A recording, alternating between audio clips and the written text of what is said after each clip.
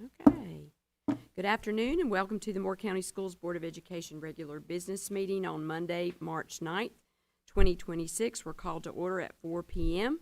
Is there a motion to go into closed session for the purposes as stated on the agenda? Do we have a second? Okay. All in favor say aye. Aye. All right. Motion carries. Thank you. We'll go into closed session.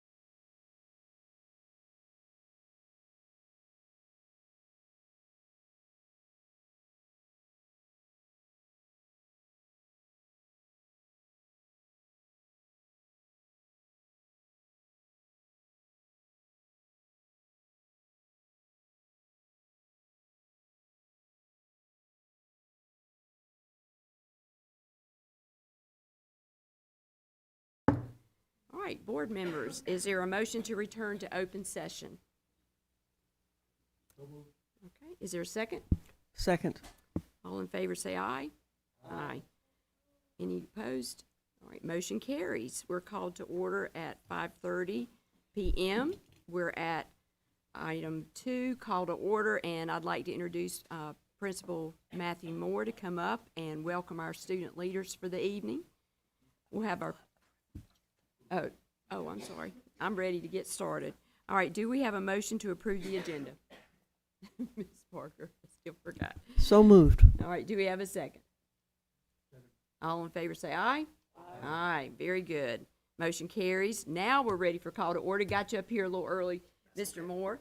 Would you introduce our student leaders tonight? I would love to.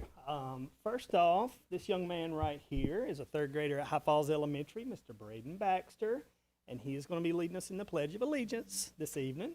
I'd also like to introduce, right after Braden, will be Raina Schmidt, and she is going to be providing our words of inspiration this evening. So we're so tickled to have them here. Thank you, guys. Thank you. All right. Braden, come on up. You ready?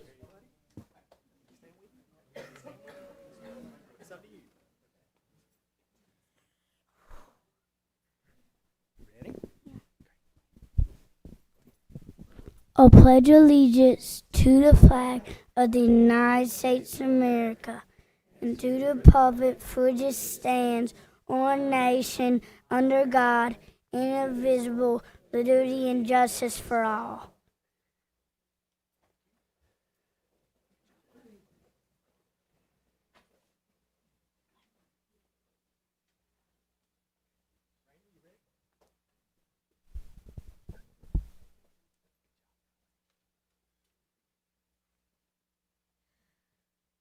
Good evening, ladies and gentlemen, Mr. and Mrs. I want to thank you all for welcoming me here and letting me speak a few words of inspiration.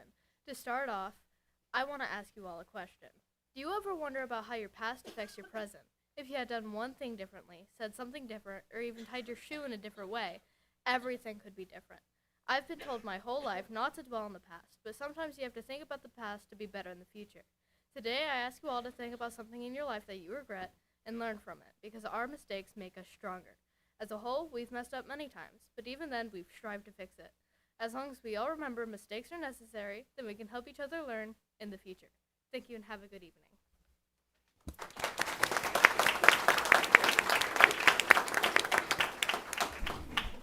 Thank you very much. And for our moment of silence tonight, Vice Chair Davis could not attend, so I've asked Mr. Benway to lead us in a moment of silence, please. Please join me in a moment of silence.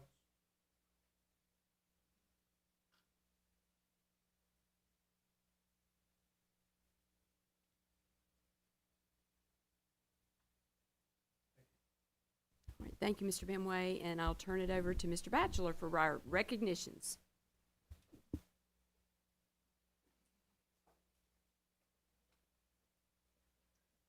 Thank you, Board Chair Calcutt. And at this time, can we have our two board members please join us at the front?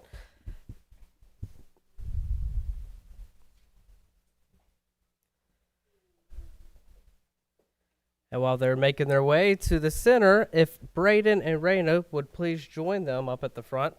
First, we'd like to recognize these students as a token of appreciation of getting up here in front of everyone and sharing a wonderful pledge as well as an inspiration with us all this evening. We present these certificates to you.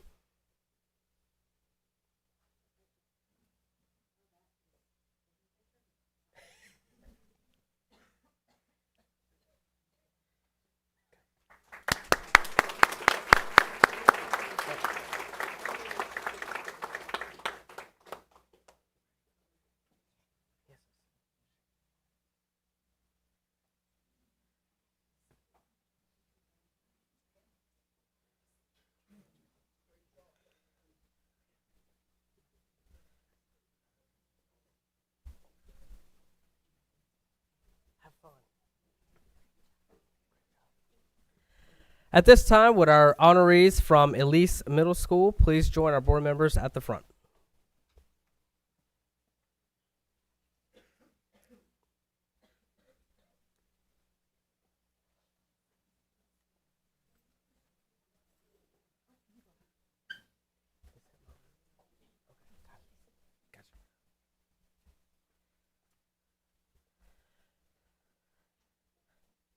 Shaughnessy Lindquist is this month's Engage, Inspire, Succeed Certified Staff Honoree for Elise Middle School. Mrs. Lindquist is in her 3rd year of teaching and in her 2nd year as a 2nd grade ELA teacher, but you would not know it when you step into her classroom. She brings energy and enthusiasm to her instruction and consistently teaches vocabulary and comprehension skills with purpose. She holds students to high expectations and they rise to meet them. Mrs. Lindquist is a positive team member who leads the ELA Professional Learning Team, serves on the MTSS team, and sponsors the weekly debate club. She is a value asset to Elise Middle School, and we are grateful for her dedication. Maria Rodriguez is this month's Engage, Inspire, Succeed Support Staff Honoree for Elise Middle School. Mrs. Rodriguez is one of the most hardworking and dependable custodians at Elise Middle School.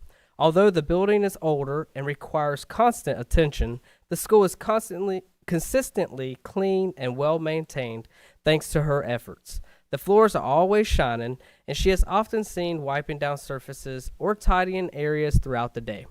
Mrs. Rodriguez completes every task with a positive attitude and a smile.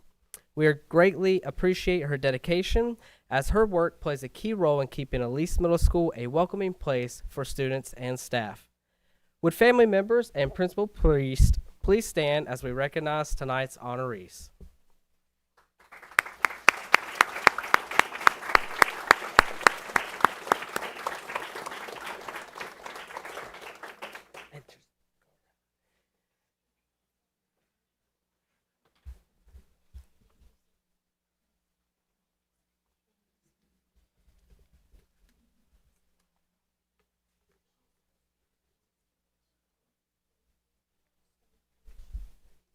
And at this time, would our High Falls Elementary School certified and support staff honorees please join our board members at the front?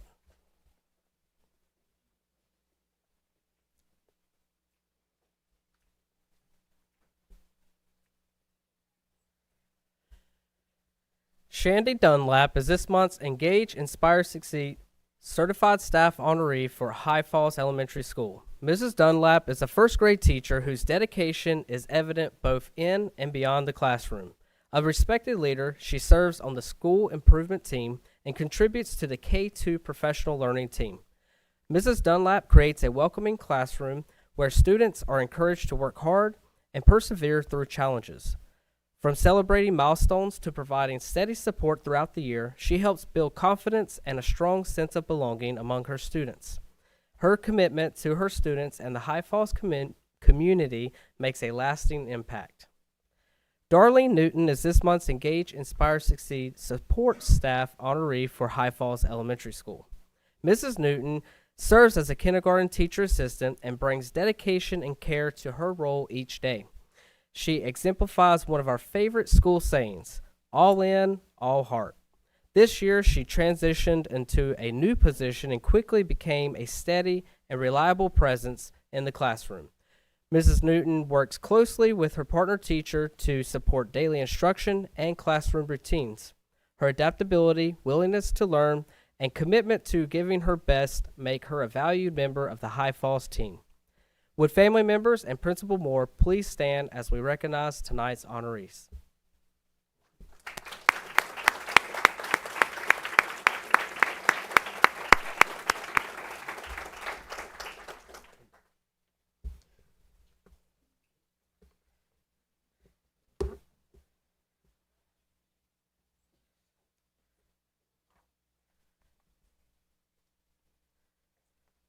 And at this time, would our certified and support staff honorees from New Century please join our board members at the front?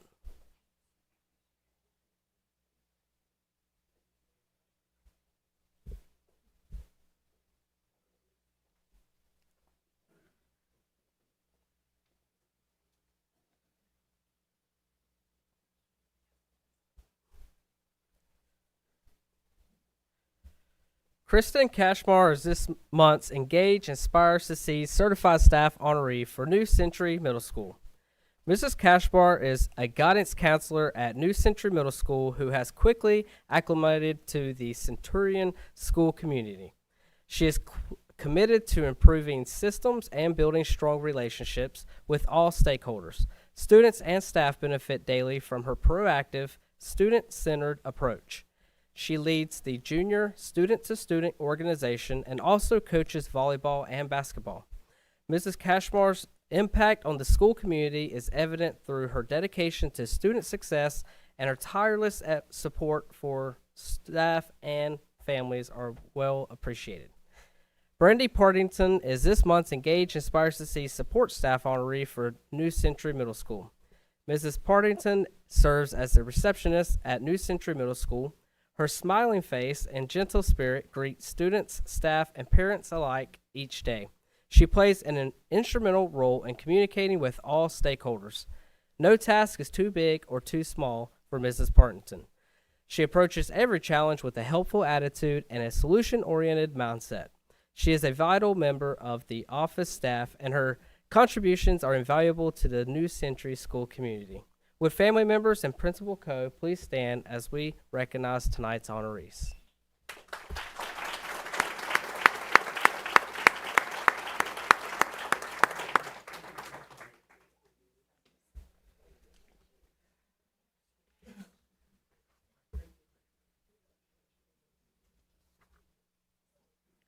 At this time, would honorees for Sandhills Farm Life please join our board members at the front.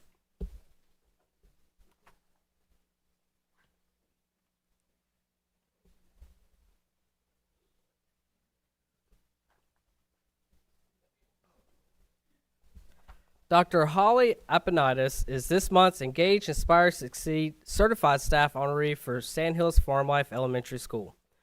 Dr. Aponitis serves as the school psychologist for 3 schools and exemplifies the professionalism and dedication that represent the best of our district. Her meticulous attention to detail ensures every IEP is accurate and completed on time, and her reliability makes her a trusted partner for staff and families. Beyond her technical expertise, Dr. Aponitis builds strong relationships through clear communication and collaboration. Whether addressing complex student needs or supporting her colleagues, she approaches every situation with integrity and a deep commitment to student success. Sandhills Farm Life is grateful for the lasting impact she makes on our school community.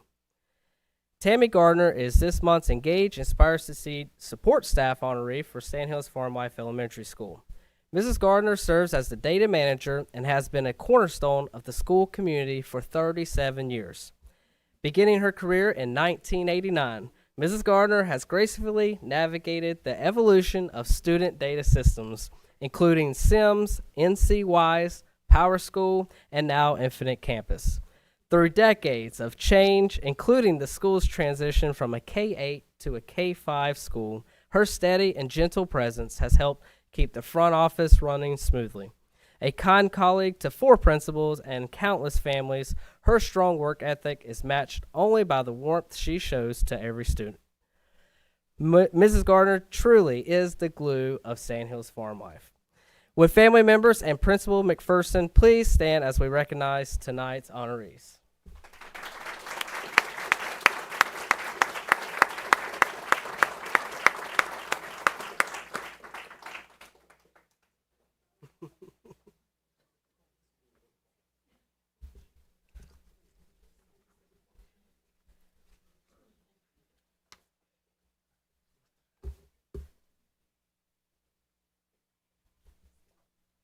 At this time, would honorees from Vast Lakeview Elementary please join our board members at the front.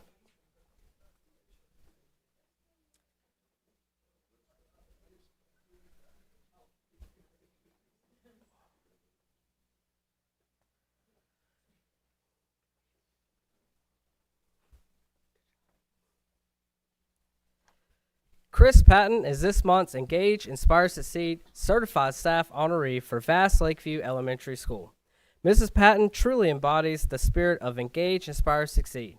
As a 5th grade science teacher at Vast Lakeview Elementary, she brings enthusiasm, dedication, and energy to everything she does. She has a remarkable ability to make learning engaging while explaining complex concepts in ways students clearly understand. Her classroom is a place where curiosity and confidence grow each day. Mrs. Patton inspires a love of learning and encourages students to believe in themselves. This recognition honors her passion, commitment, and the lasting impact she makes on her students and school community. Luz Melendez Alvarado is this month's Engage Inspire Succeed support staff honoree for Vast Lakeview Elementary School. Mrs. Melendez Alvarado truly represents the spirit of the Engage Inspire Succeed Award. As an instructional assistant in the extended content classroom at Vast Lakeview, she consistently takes initiative, supports her team, and advocates for her students. Her hard work, creativity, and dedication are evident in everything she does. She brings compassion, positivity, and purpose to her role, helping create a safe and supportive learning environment where students can grow and succeed. Her commitment makes a meaningful difference each day, and this recognition celebrates the lasting impact she has on her students and the school community. With family members and Principal Dr. Bennett, please stand as we recognize tonight's honorees.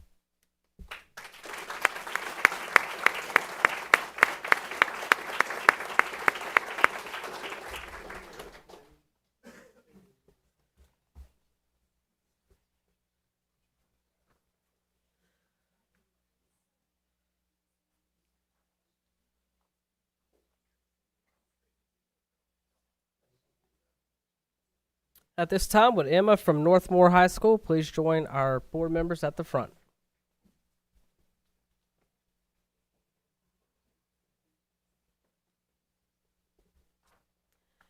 Emma Morgan is this month's Engage, Inspire, Succeed student honoree for Northmore High School. A senior at Northmore, Emma ranks first in her class with a weighted GPA of 4.64. She serves as president of the Future Business Leaders of America chapter and is a member of the Beta Club, Leo Club, Interact Club, and Phi Theta Kappa at Sandhills Community College. As a career and college promise student, she will earn her associate degree this spring and has contributed to published research as a psychology research assistant. She also volunteers extensively in the community. Emma has been awarded the North Carolina State University's prestigious Goodnight Scholarship. The Goodnight Scholars Program prepares North Carolina's top STEM talent to become transformational leaders at North Carolina State, across North Carolina, and around the world. She plans to double major in biology and political science and pursue a career in environmental law. We are incredibly proud of Emma and all of the hard work that led to this outstanding achievement. Would family members and Principal Patterson please stand as we recognize tonight's honoree.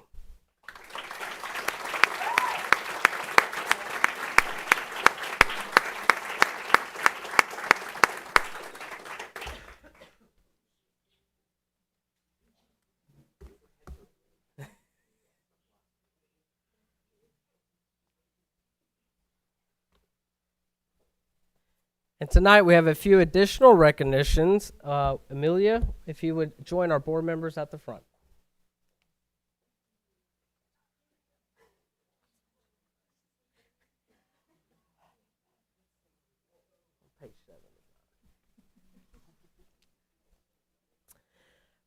Amelia from Connect Academy. I'm sorry, I read the wrong line. I already said that one. Amelia Mashburn, a 5th grade blend ed student at Connect Academy, was crowned the 2026 Moore County Schools District Spelling Bee Champion after 9 competitive rounds at McDeeds Creek Elementary on January 29th. She secured the title by correctly spelling hydrophobia to advance and Medusa as the championship word.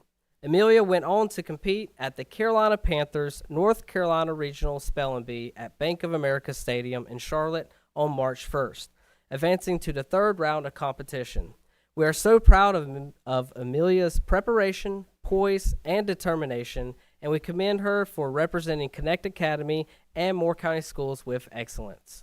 Would family members and Mrs. Cook please stand as we recognize tonight's honoree.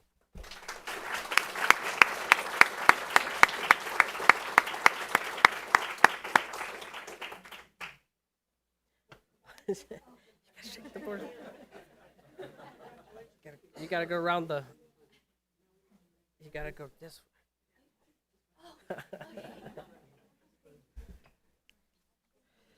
And Peyton from Union Pines High School, please join our board members at the front.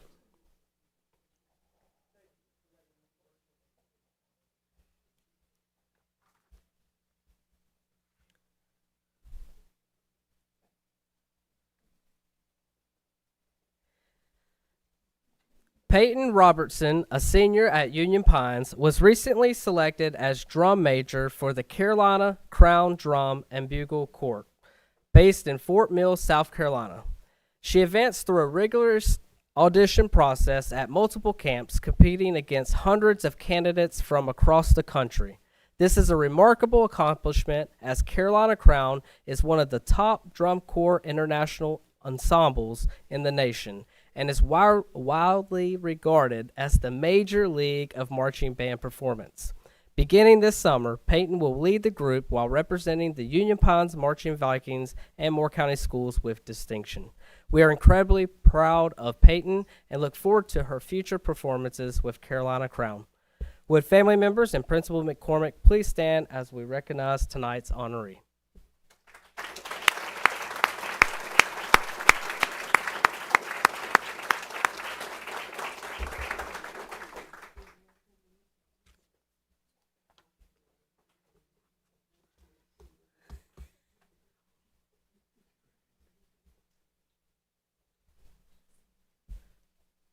Mr. Hewitt, if you'll make your way up to the front.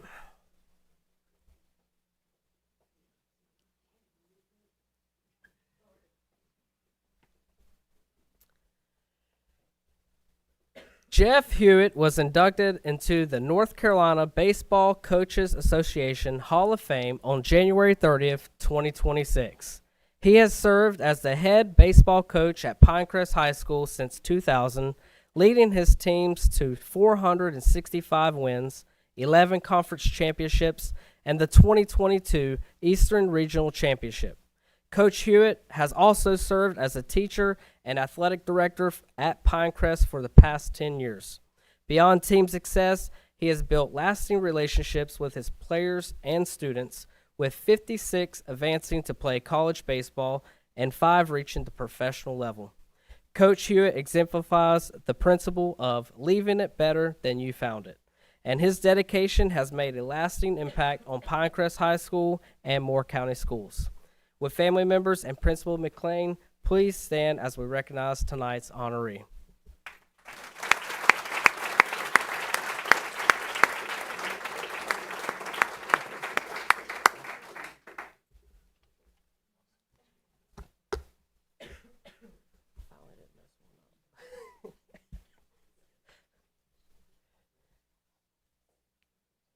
And Kent, if you would make your way up.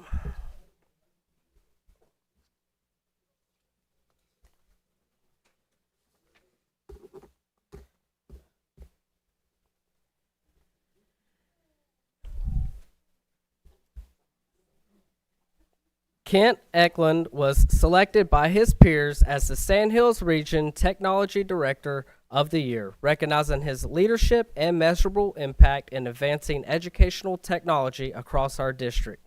He was honored at the annual State Technology Directors meeting last week, alongside other regional recipients from across North Carolina. In true fashion, Kent credits this recognition to his dedicated technology team and district colleagues. We are extremely proud of Kent's leadership and grateful for the expertise and collaboration he brings to Moore County Schools and the entire Sandhills region. Would family members and leadership please stand as we recognize tonight's honoree?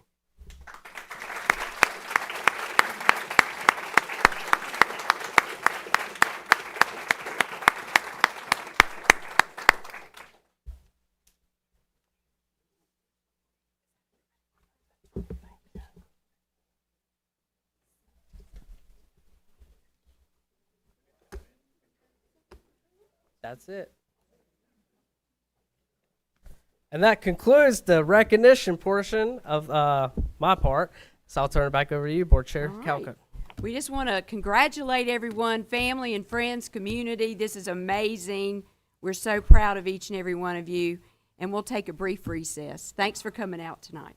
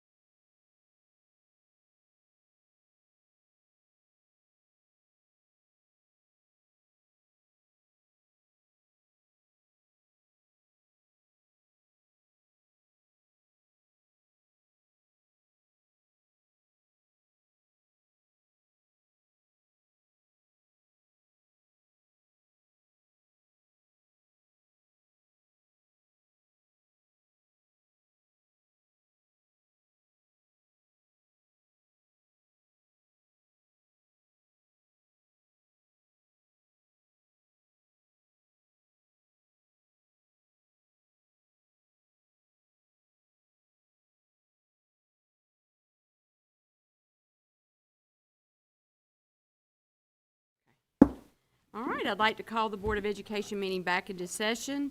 And before I continue, I failed to welcome Interim Superintendent Mrs. Purvis. I forgot that. I got so excited with all the folks here.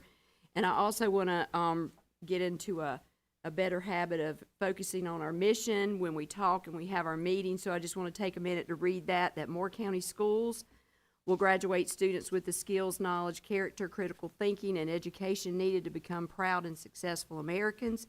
I think that's important that we have that remembering of our mission statement when we begin our board meeting, so thank you for that.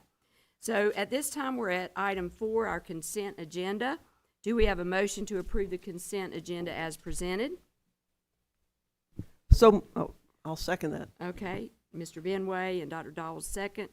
All those in favor say aye. Aye. Any opposed? Okay, motion carries. Thank you very much.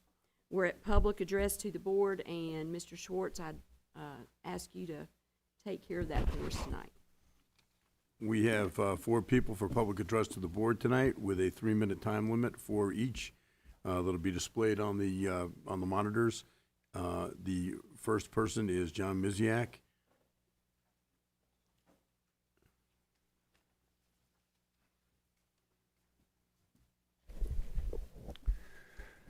Members, I believe your decision to acquiesce to the demands of one local politician and build new county elementary school on a clearly inappropriate site in Carthage should be immediately reconsidered.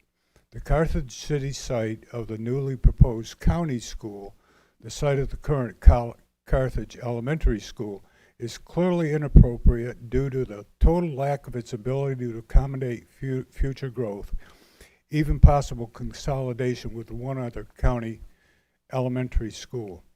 Step back, members, and put the decision on a new county elementary school, its location, construction, and financing to the voters if our county commissioners won't play ball with you. Thank you. Thank you, sir. The next speaker is Coach Cheryl Brewer, speaking on superintendent support. First of all, I'd like to thank you for the opportunity to speak tonight. I'm speaking on behalf of Jenny Purvis. I want to encourage the board to hire Jenny as our next superintendent of Moore County Schools. I worked for 45 years for Moore County Schools, Northmore High School, as a teacher, a coach, an athletic director, a scholarship coordinator, twice as an interim assistant principal, and finally as an office assistant. I worked under superintendents from Robert Lee to Tim Locklear, under principals from Cecil Hackney to Joe Patterson. And if you know anything about Northmore, that's all of our principals. So you can see I'm old and I've been here a long time. I've watched the board waste so much money hiring search firms looking for a new leader. I've watched the board overlook Dr. Larry Upchurch only to hire from the outside. I sat in community meetings when the community wholeheartedly supported Dr. Upchurch, only to be ignored by the board. I've watched as one of our superintendents, an outsider, and his sidekick, the county athletic director, also an outsider, leave many days early to go referee NCAA basketball games, and I would question where their priorities were. Also watched the superintendent encourage a principal to do some unethical things on SAT scores, such as paying students, our higher performing students, to take the SAT multiple times and paying that student each time that their scores increased. I also watched the superintendent with some unethical dealings with vending machines, putting in chips, Cokes, candy bars, all with expired dates, only for our kids to go to the machines and clean them out. I've watched another superintendent, another outsider, bless her, couldn't find her way to Northmore High School unless Brian Phillips drove her. We never saw her. I've watched several other superintendents, all outsiders. We've wasted so much money on hiring outside firms to look at contracts, on buying out contracts of those outside superintendents. That money could have been put to much better use somewhere else. Now we're looking to hire again. You have the perfect candidate right here. I've watched Jenny through her high school years and later had the honor to work for her. I've watched her fight for our kids every day. She's from here, she knows the county, and only wants best for our kids. Jenny could walk out of here tonight and spend more time with her family, especially little Ruby, and more beach time. But she loves Moore County Schools, she loves our kids, and she wants nothing but the best for them. Don't make the mistake of hiring outside again. Thank you, ma'am. Your best candidate is right here. Thank you. Thank you, ma'am.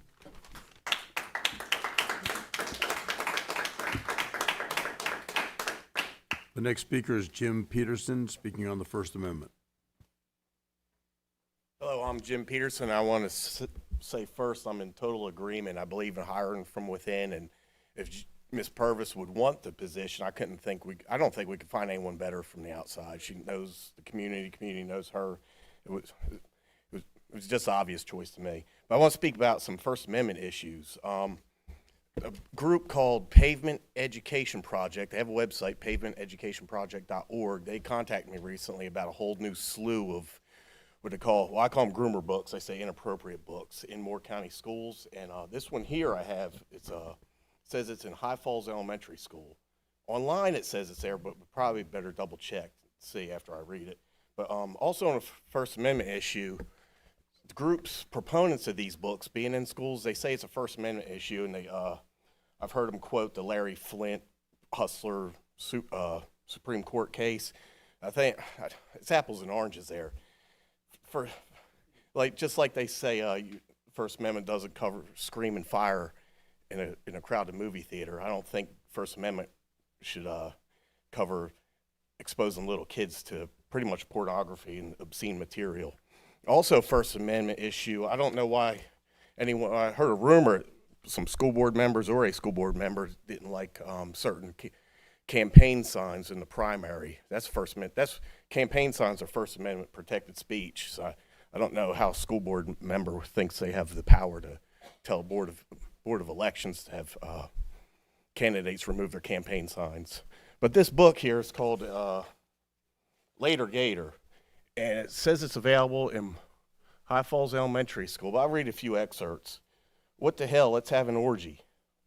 Offer me a Vicodin tablet. Have you ever given Logan a blowjob? No blowjobs for you, Missy.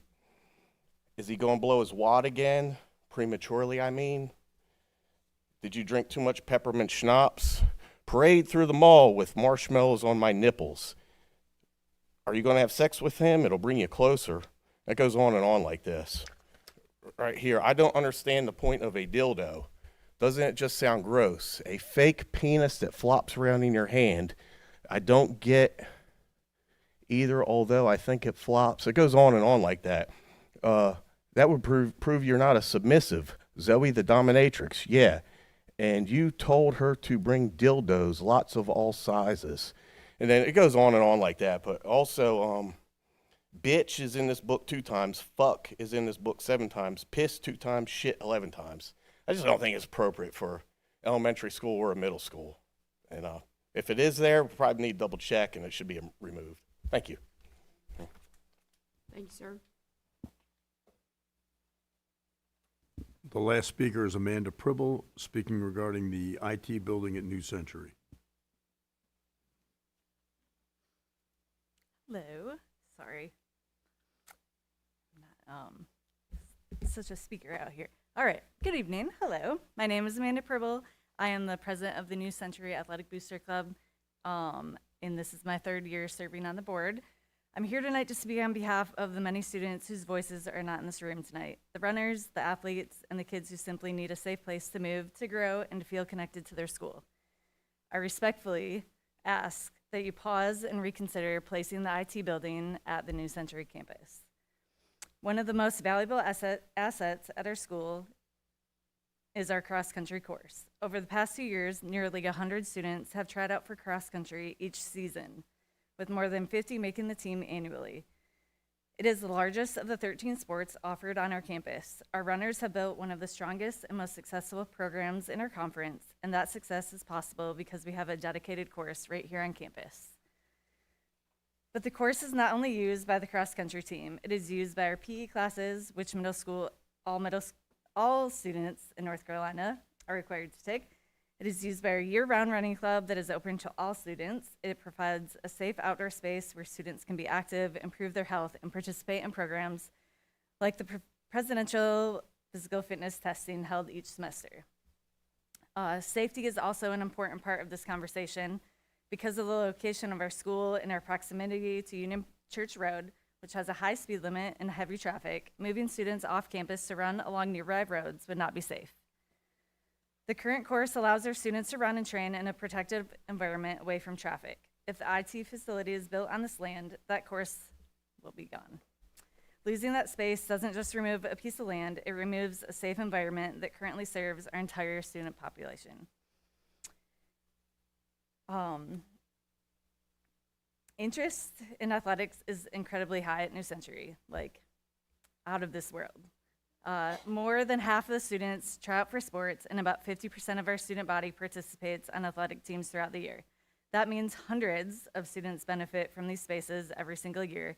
But with that level of interest, space matters. Many of our sports already have more than 80 students trying out each season, and we simply do not have the facilities to meet the demand. Just this past fall, parents asked about starting a lacrosse club at New Century. Unfortunately, that opportunity had to be denied, not because of lack of interest, but because there was nowhere for them to practice. Building the IT facility on these 3.5 acres would take away critical space that currently supports our athletic programs, and space we'll need even more in the future. Growth is already happening. The Whispering Pines Village Council is voting this week to add 100 more homes to our community, potentially bringing in hundreds of additional students to our schools. Growth is also happening in Carthage and surrounding areas. Our community grows. As our community grows, the need for space and opportunities for students will only increase. Okay, I'll Thank send you, it in an ma'am. email. Thank you. Is that all, Mr. Schwartz? Okay. That's it. All right, thank you very much. We're at item 6, reports, information, and discussion. Item A, 2025-2026 Semester 1 Discipline Data Report. I'll turn it over to Mrs. Purvis. All right, good evening. Yes, if you'll remember at our work session, we were unable to bring this to you. We had Dr. Capps out sick, but we are glad she is back and she is well. So she is here tonight with Ms. Sinan. She will be presenting our Semester 1 discipline update. So Dr. Capps, take it away. Thank you, by the way. I never get sick, but according to my children, when mom does something, she goes big or she goes home. So we thought I was going to meet Jesus. So thank you for giving me another week to be with you. I want to kind of introduce, I know every time discipline data is reported out to you, we start right with the data, especially the negative piece. I want to share some of the positive, the highlights. I've been a part of some of our principal trainings over the last few months, and I've been able to do a temperature check on what's working, what's not working.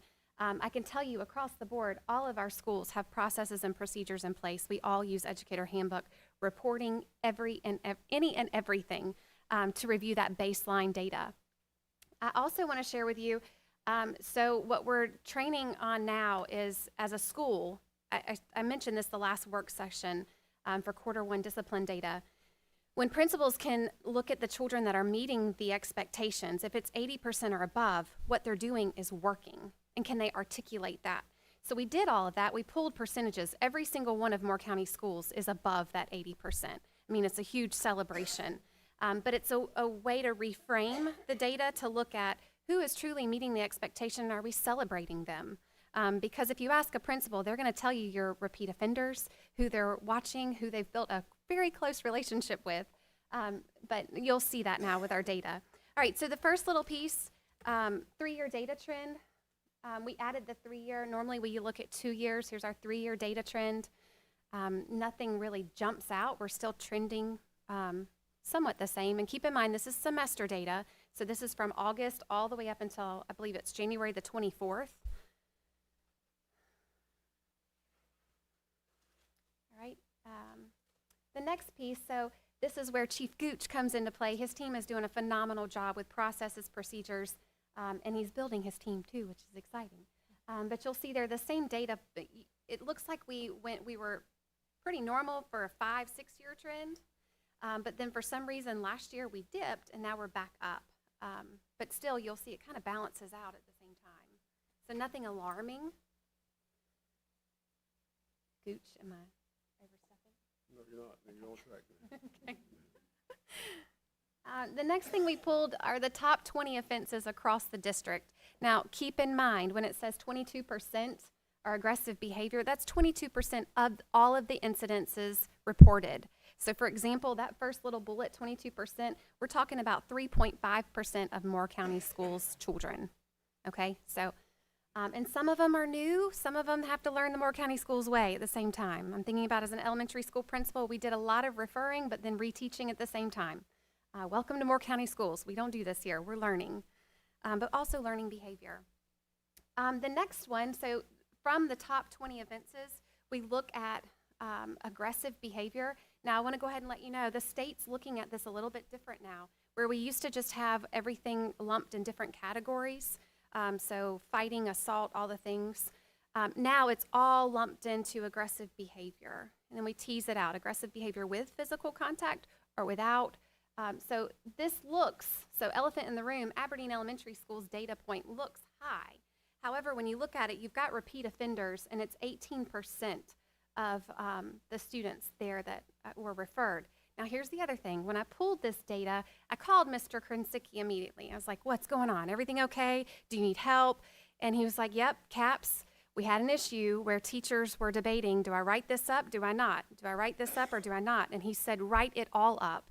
Because the time that you're taking to stop and analyze, whether it's a write-up or not, we're losing instructional time. And he said, write it up, get them out, I'll figure that out, and then we'll either push them back and we'll figure that out, or that's on me now. He said, he kept telling me, he said, Caps, this is my first year, I'm just trying to get some true data. And rather than telling them write something up or not, write it all up and we'll figure it out. I was over there this morning. I dropped off 3 little behavior books on research based practices that he's already implementing. So pretty impressed. Not only did Mr. K know his data, he's already got different strategies in place. I'll also tell you, Ms. Purvis stopped by and we started chatting about some of this. We've already got a plan in place for August to just talk district-wide.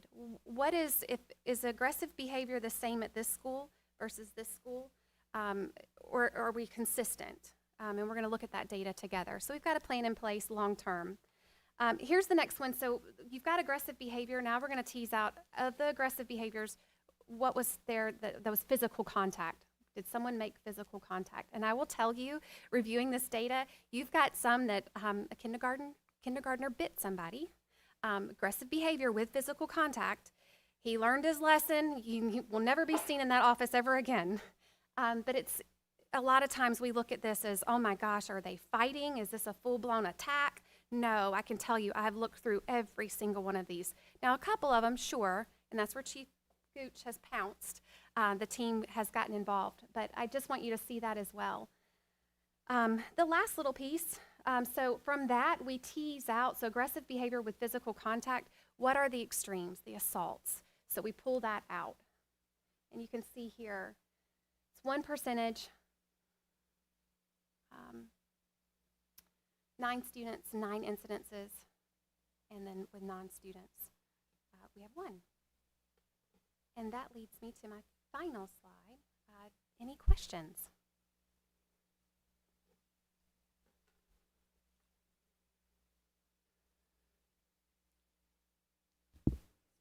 I'd just like to say thank you, Dr. Caps and Chief Gooch. These two work hand in hand together, which is very important for everyone staying in the loop. So I appreciate what you guys do and the fact that you're helping us look to the future and keep improving things. So we appreciate you. Thank you very much. We're at item 7, board action, and the first one is amended exceptional children's contract for services 2025-2026. Did you want to start, or you want me to go ahead? Sure. Do a brief overview. This is a new item that we added to the agenda since the work session. We have Sarah Chapman here this evening with EC. She's going to walk you through our executive summary and then take any questions in regards to amending this contract. Sarah? Absolutely. So on June 9th, you guys met and we brought forth the MGA home care with a nursing amount of $312,000 for the school year. Well, since then, we've had some new students that have moved in to our district that need nursing services, which is skilled nursing services that is listed on their IEP. So we're needing to raise that maximum amount to $240,000. So nothing has changed. We just have some new students and we need to increase that nursing amount. Do you guys have any questions? So the original contract was $312,000. This will increase another $240,000. So the new updated maximum for this contract will become $552,000 for the 25-26 school year. This does come with my recommendation. As Ms. Chapman shared, we do have students whose IEPs demand skilled nursing, and this is something that we need. Thank you. Okay. All right, do we have a motion to approve the proposed contract amendment? Do we have a second? Second. Is there any discussion? I was just going to ask how many students? So currently, I think we have 5 students. 5 additional or 5 total? Oh, 5 total. 5 total. So how many additional students? There was 2 additional students. 2.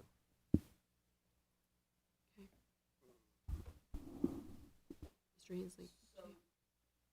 I'm just trying to get my, so 5 students require dedicated nurse for each. Is that correct? Yes. And it's a total of 552.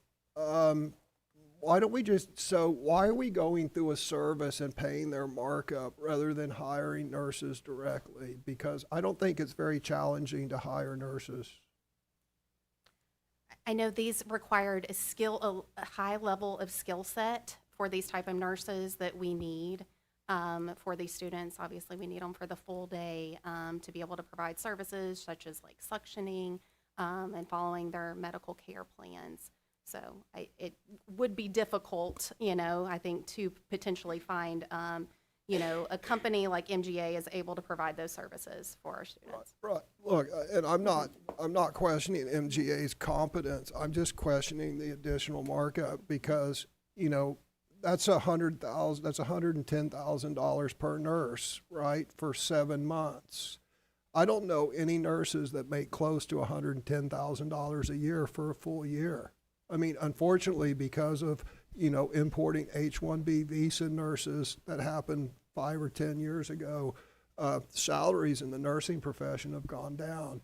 Look, we got to do this year, but I think we should look at cost savings to see if seems like a 7-month nurse is a $50,000 position, not a $110,000 position. Madam Chair, if you don't mind, I'll add a little clarity. Yeah. One of the things that we have to remember is when we look at the nurses that we do hire and we combine their salary with the benefits that we place, it is going to get on up there. But the other thing we have to remember is that when these students move within a contract, if these students moved into our district, 2 moved in, when we hire a nurse, we've hired them, put them on our staff, and we've got them on contract for a year. When students move out, we're able to then end the contract. So what you're approving tonight is up to $240 additional. But if these students were to move, then we're not going to be paying these additional nurses for the rest of the time. While I do understand we can still take a look at that moving forward, that is one of the things we think about is as special needs students move to another district or out, then we don't have a nurse that's on staff for a contract for a whole year and we have to continue to pay them. Yeah, there's a potential, again, it is relatively easy to hire a nurse. I mean, there's plenty available. If you look at the number of work days and you look at the pay per year, it's probably a $50,000 position because it's, how many days a year are we in school? 215. 215.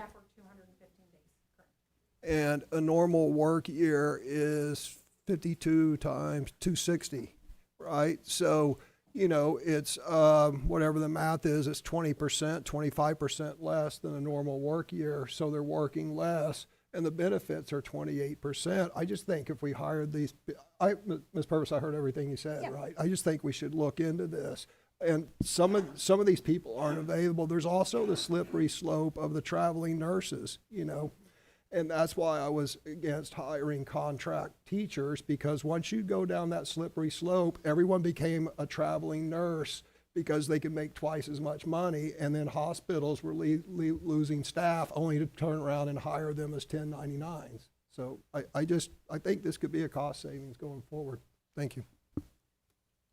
Any other discussion? All right, we have a motion to approve the proposed contract amendment. All those in favor say aye. Aye. Any opposed? Motion carries. Thank you very much. All right, we are at item B, approval of the 2027-28 Moore County Schools calendar and the revision of the 2026-2027 calendar. I'll turn it over to you. Thank Ms. you. Purvis. I will ask Ms. Synan if she will just briefly review, and then after our work session, we did go back. I know we shared with you that we certainly, they certainly had an early start calendar draft in their pocket, so we have added that early start calendar draft in the event that something were to change, so you all have the ability to take a look at that. So if you'll just briefly share, and then Charlie, if you would, just quickly share on that early start calendar draft, that would be great. Okay. Thank you. Fantastic. Good evening. So on the board work session on Monday, March 2nd, I shared the calendar feedback survey results and the traditional calendar for the board's consideration. In addition to the draft calendar, you also have an early start calendar for your consideration as well. The revision to the 26-27 calendar is also on there for the board's consideration and approval. That's those two dates that we would change. In the executive summary, you still have the survey results that we had from last week. So all of that information is still there. If you take a look at the early start calendar, the first semester of classes would begin on August 9th, 2027. The second semester begins on January 5th, 2028. And the school year ends for students on May 24th, 2028. So the calendar allows for the first semester to end prior to the December winter break, and also for the end of the school year to be around that Memorial Day holiday. Currently, the early start date calendar does not meet North Carolina calendar law. The traditional calendar does meet the North Carolina calendar law. And this does come with my recommendation. Mr. Batchelor, if you would, just quickly pull up that early start calendar draft. To clarify, what comes with your recommendation, the new early start calendar or the old calendar or just a calendar? The recommendation that I'm coming forward with is to approve the traditional calendar.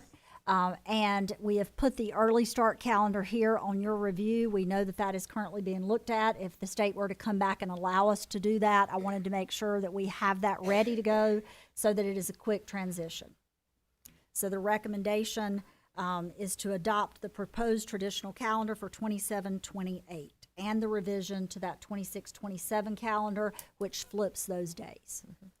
So at this time, board, do we have a motion to adopt the proposed traditional 2027-28 calendar, which follows General Statute 115C 84.2, the North Carolina calendar law, and the revision to the 2026-2027 calendar? Do we have a motion?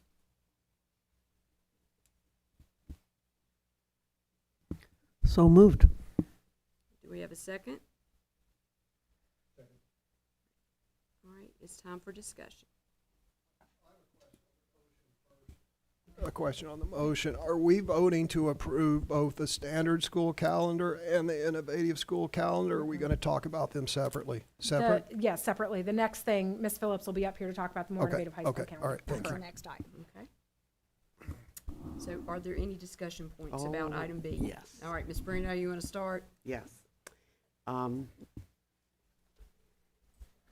Okay. For years, I have been pushing the early start because it's the only thing that makes sense.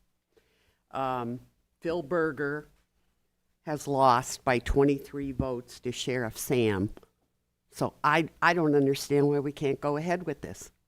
Sheriff Sam is all for doing this, all for changing actually, I think he's going to leave it up to the individual counties. And I don't know why we just don't go ahead and put the early calendar for 26, 27 and just keep it going for 27, 28. This is what our families want. This is the best thing for our faculty. This is the best thing for our students. I don't know why we're sitting back on this. I don't understand it. But Lee County changed theirs. Nothing happened to them. Everybody's afraid. Afraid to do what? Afraid to do the best thing for our kids? Makes no sense to me. I am voting against this. I make a motion to modify the motion, and my motion to modify is that we adopt the early start calendar for 2 years out. We're talking 2 years out. I don't know that we're presented one, but could we second the motion and we can discuss it? Thank you. This would be a substitute motion, which requires a second. And what is the motion exactly? That we adopt the early start calendar in lieu of the standard calendar. Was one For 2 prepared? years out. For 27, 28? Right. For 27, 28. And when are we going to do 26, 27? Well, we could discuss that. You need a separately. second first. You need a second on this. She before you- seconded. Yeah, Ms. Bruno Okay, did. thank you. All right. So, So discussion on yeah, I'll start off since it's Okay, my go ahead. motion. So, look, I'm with Pauline. I've been advocating this for a very long time, and everyone knows my position. You've heard me.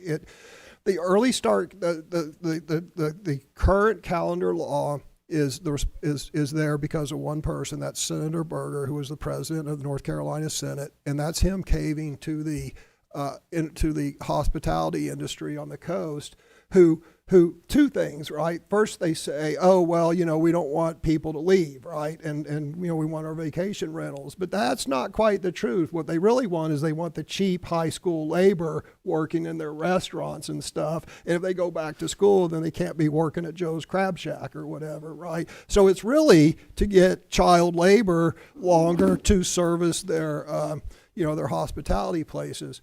But so that's the stage. Berger's gone, 23 votes. Don't think that every vote doesn't count, because 23 votes changes a lot of things. Without him, there is no school calendar law. We're looking 2 years out. The worst part about the school calendar law is the break over Christmas.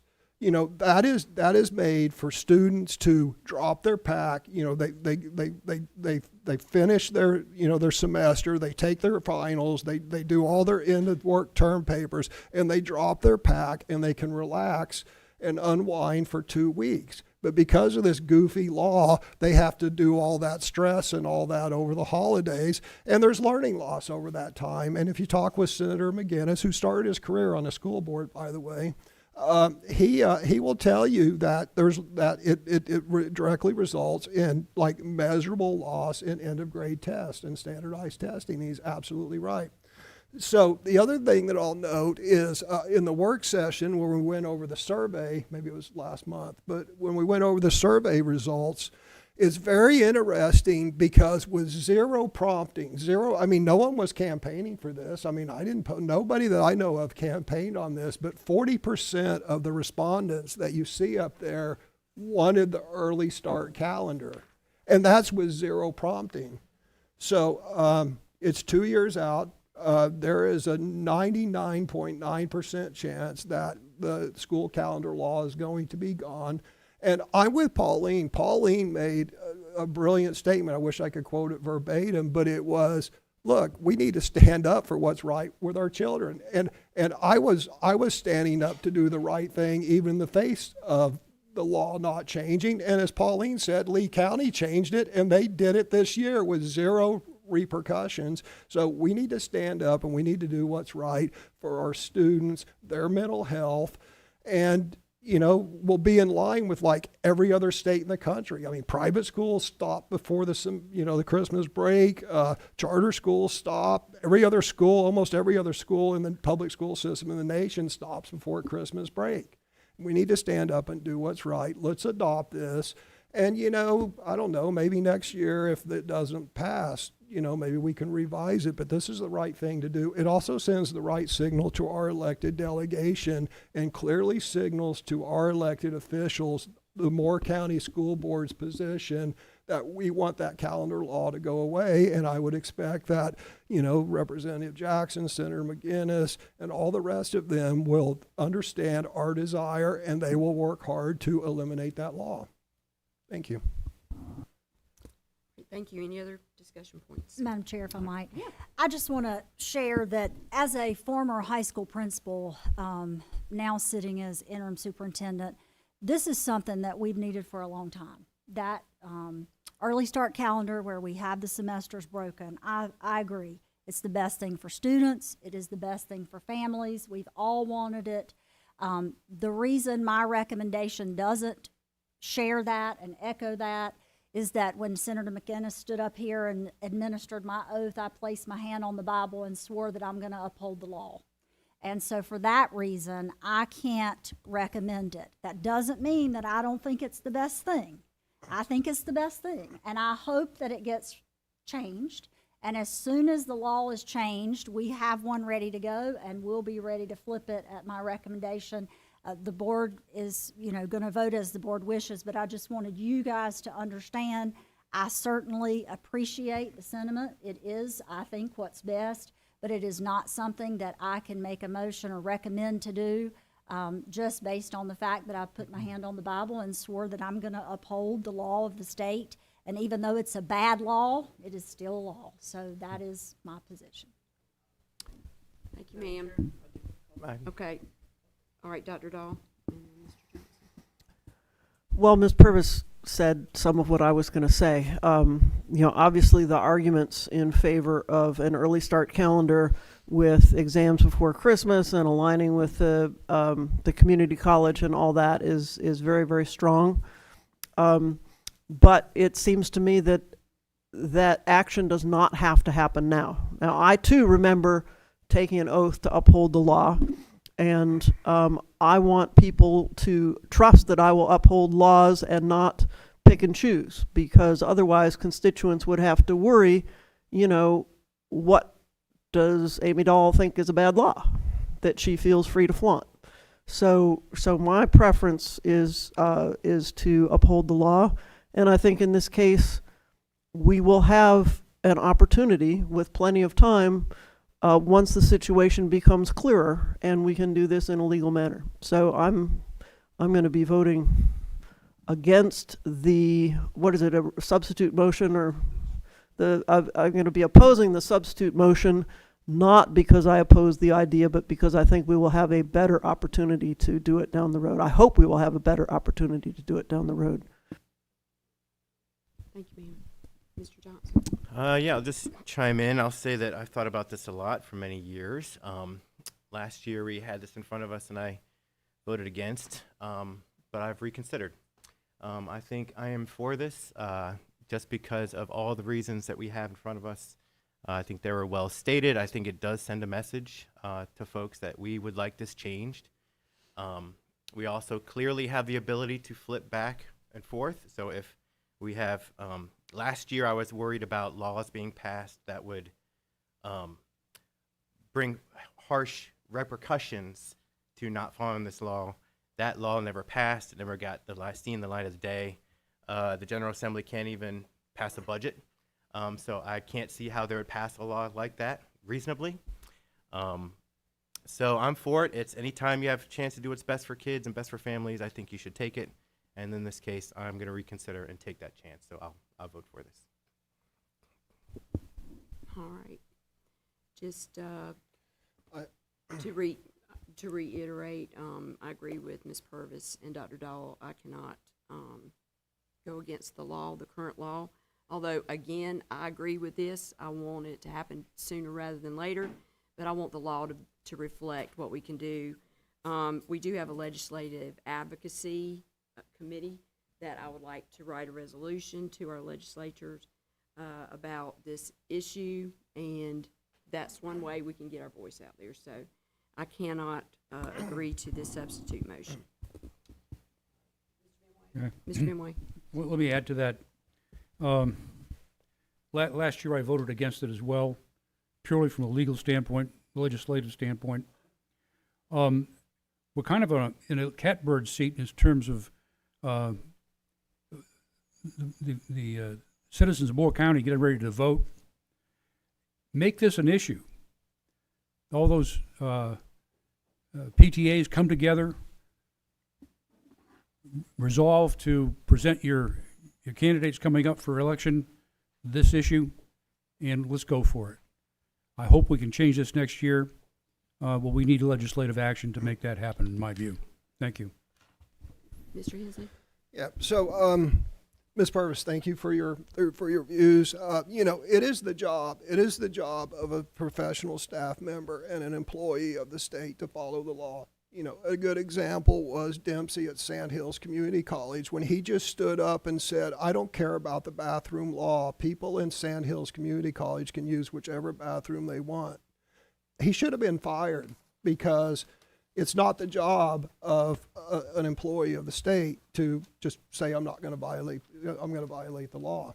However, elected officials, it's our job to carefully consider and ponder ethical dilemmas.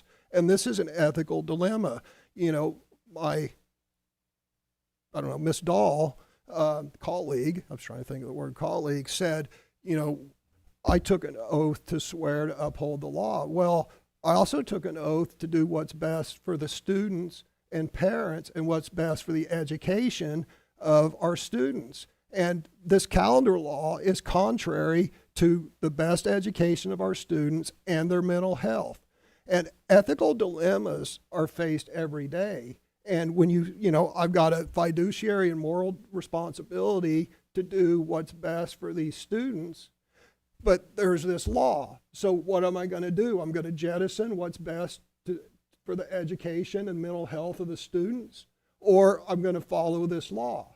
Well, that's what we're paid the big bucks. I think it's $335 a month, right? That's why we make the big bucks to do that. And this is an extreme example, and I shudder to bring it up. But let's talk about Anne Frank. You know, it was the law that you had to turn in Jews who were hiding from the German authorities, right? So if you're on a board, if you're a mayor, what do? Do you say, well, it's the law, round them up, or do you say, no, I'm not going to follow that law? That's an extraordinarily extreme example to make a point of our fiduciary responsibility is what's best for the education, health, and mental health of our students, right? And that is what I am balancing. I'm not just shaking my fist at Raleigh to shake my fist at Raleigh, but I've been very consistent for 4 years. This harms the education of the children. It's not good for their mental health. It's not good for the families to have to worry about the stress of coming back after a 2-week break and do finals and all. So in my balance of that ethical dilemma, I'm going with what's best for the education and mental health of our students. So that is why I am going to vote for the early start calendar. Thank you. All right, any other comments? Since All right, Ms. Dr. Dahl and then I Ms. just Bruno. since I was mentioned by name, I just want to respond to one thing. You know, when I attended the School Boards Association conference, some of this was discussed, and I don't remember the details, but I was surprised to hear how many school board members from across the state had given it due consideration and had decided to set their their district's calendars in violation of the law. And I've said, hey, you know, maybe I'm being too absolute. This did actually cross my mind, but I still maintain that this does not have to happen this month. One of the reasons we're discussing this is because of the election where Phil Berger is currently behind. But we don't know what the outcome is going to be. We don't know what the law is going to be. And as I understand it, you know, we have a substitute calendar ready to be approved at any time. We do not have to do this month. You know, we could give the question a chance to resolve itself. Ms. Bruno?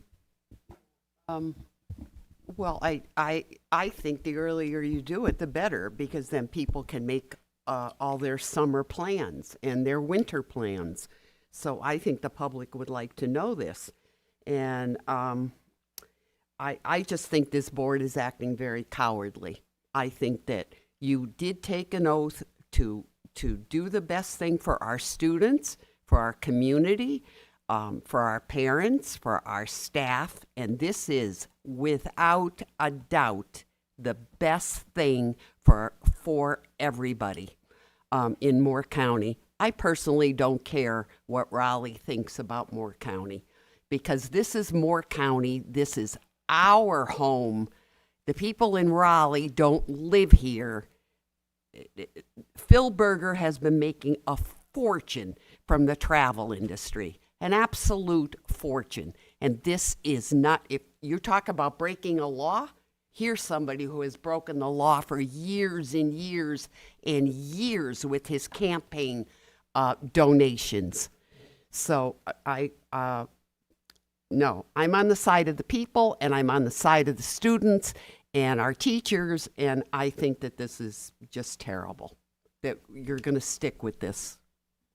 All right, thank you, ma'am. I'll Mr. just make Johnson? one more comment, just to say that, the comments about Phil Berger and Sam Page, I would be deciding this irregardless of that. I haven't really followed that as closely. I know that that's a thing, but my intent is coming at it as a parent, because it's clearly what's best for students. It's clearly what's the right thing to do. I know my colleagues certainly want this as well.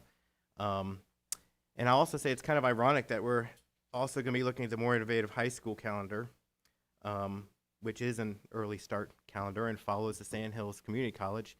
So my girls take a lot of Sandhills classes, and it just makes total sense to align the calendars across the board because of all of the courses that our kids take at Sandhills especially. So that's where I'm at. All right. We have a substitute motion on the table to adopt the early start, let me make sure I'm reading it right, the 2027-2028 early start calendar in lieu of the 2027-2028 traditional calendar. So that motion is on the table. I think I said it correctly. All those in favor say aye. Okay, you gonna raise your hand for me? 1, 2, 3. Okay, all opposed, say aye. Aye. Nay, sorry, nay. All right, so 3-3. What does that mean, Mr. Schwartz? 3-3 means the most substitute motion has failed, and now the main motion is on the calendar, is on the floor. Okay.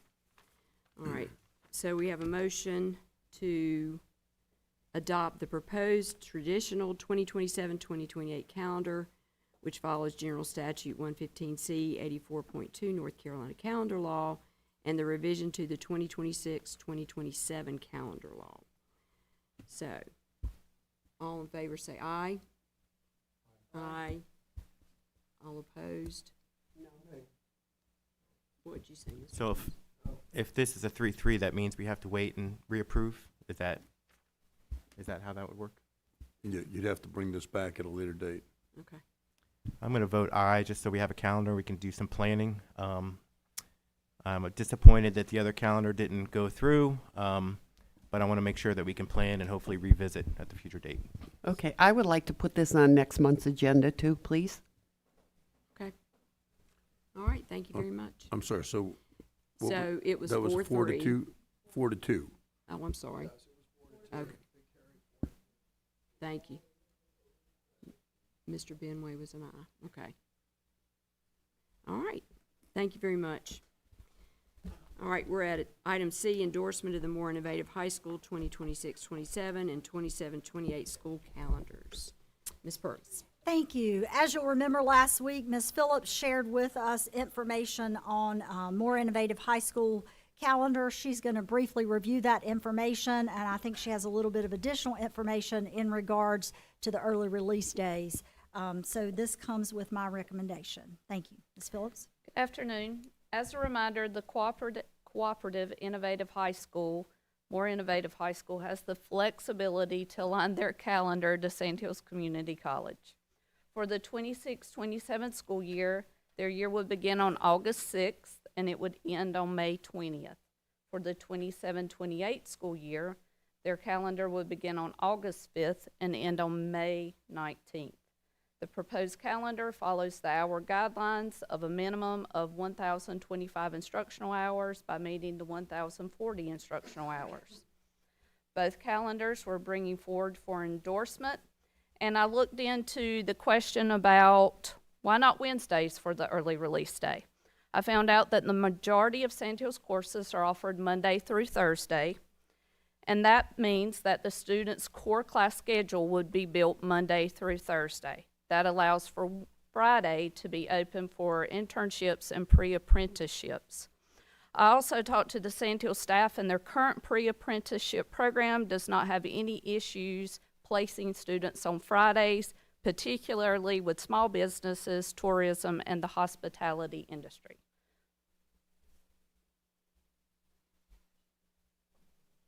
Thank you, that makes sense. So do we have a motion to adopt the proposed 2026, 2027, and 27-28 calendars for More Innovative High School? Do we have a motion? Okay. Mr. Benway, do we have a second? Second. Dr. Dahl, discussion. Mr. Hensley? Yeah,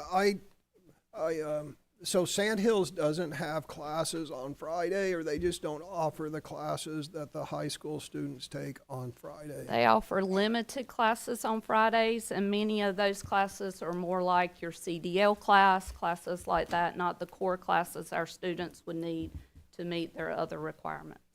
Yeah. I had two objections to we talked about it in the work session. I had two questions. One is, well, are you going to get internships on Friday afternoon? Okay, apparently that's not an issue, especially in the hospitality industry when people are rolling in, right? But the other issue, and now I actually have a bigger question, is, there was also in my mind the appearance to the public, I was just suspicious. We're going to have early release every Friday. It sounds like, early liberty, right? Everybody bells at noon, and it sends the wrong appearance of impropriety, right? But now I got a bigger question. Why in the hell does Sand Hills Community College get off every Friday? I mean, is like every weekend a 3-day weekend at Sand Hills Community College? That's a question I'm going to bring up with Board of Trustees members. I mean, it's not a school board issue, but what a great job. I want to get a job at Sand Hills Community College and work 4 days a week, but that's just an editorial comment. But thank you for looking into that, Ms. Phillips. I You're appreciate welcome. Any other comments? Mr. Benway, did you? No, ma'am. Okay. All right. I just wanted to thank Ms. Phillips for the added clarifying information. I appreciate knowing that. All right, so we have a motion to adopt the proposed 2026, 27, and 27-28 calendars for More Innovative High School. All those in favor say aye. Aye. Aye. Any opposed? Okay, motion passes. Thank you very much. We're at item D, RFP for legal services. And let me pull that up.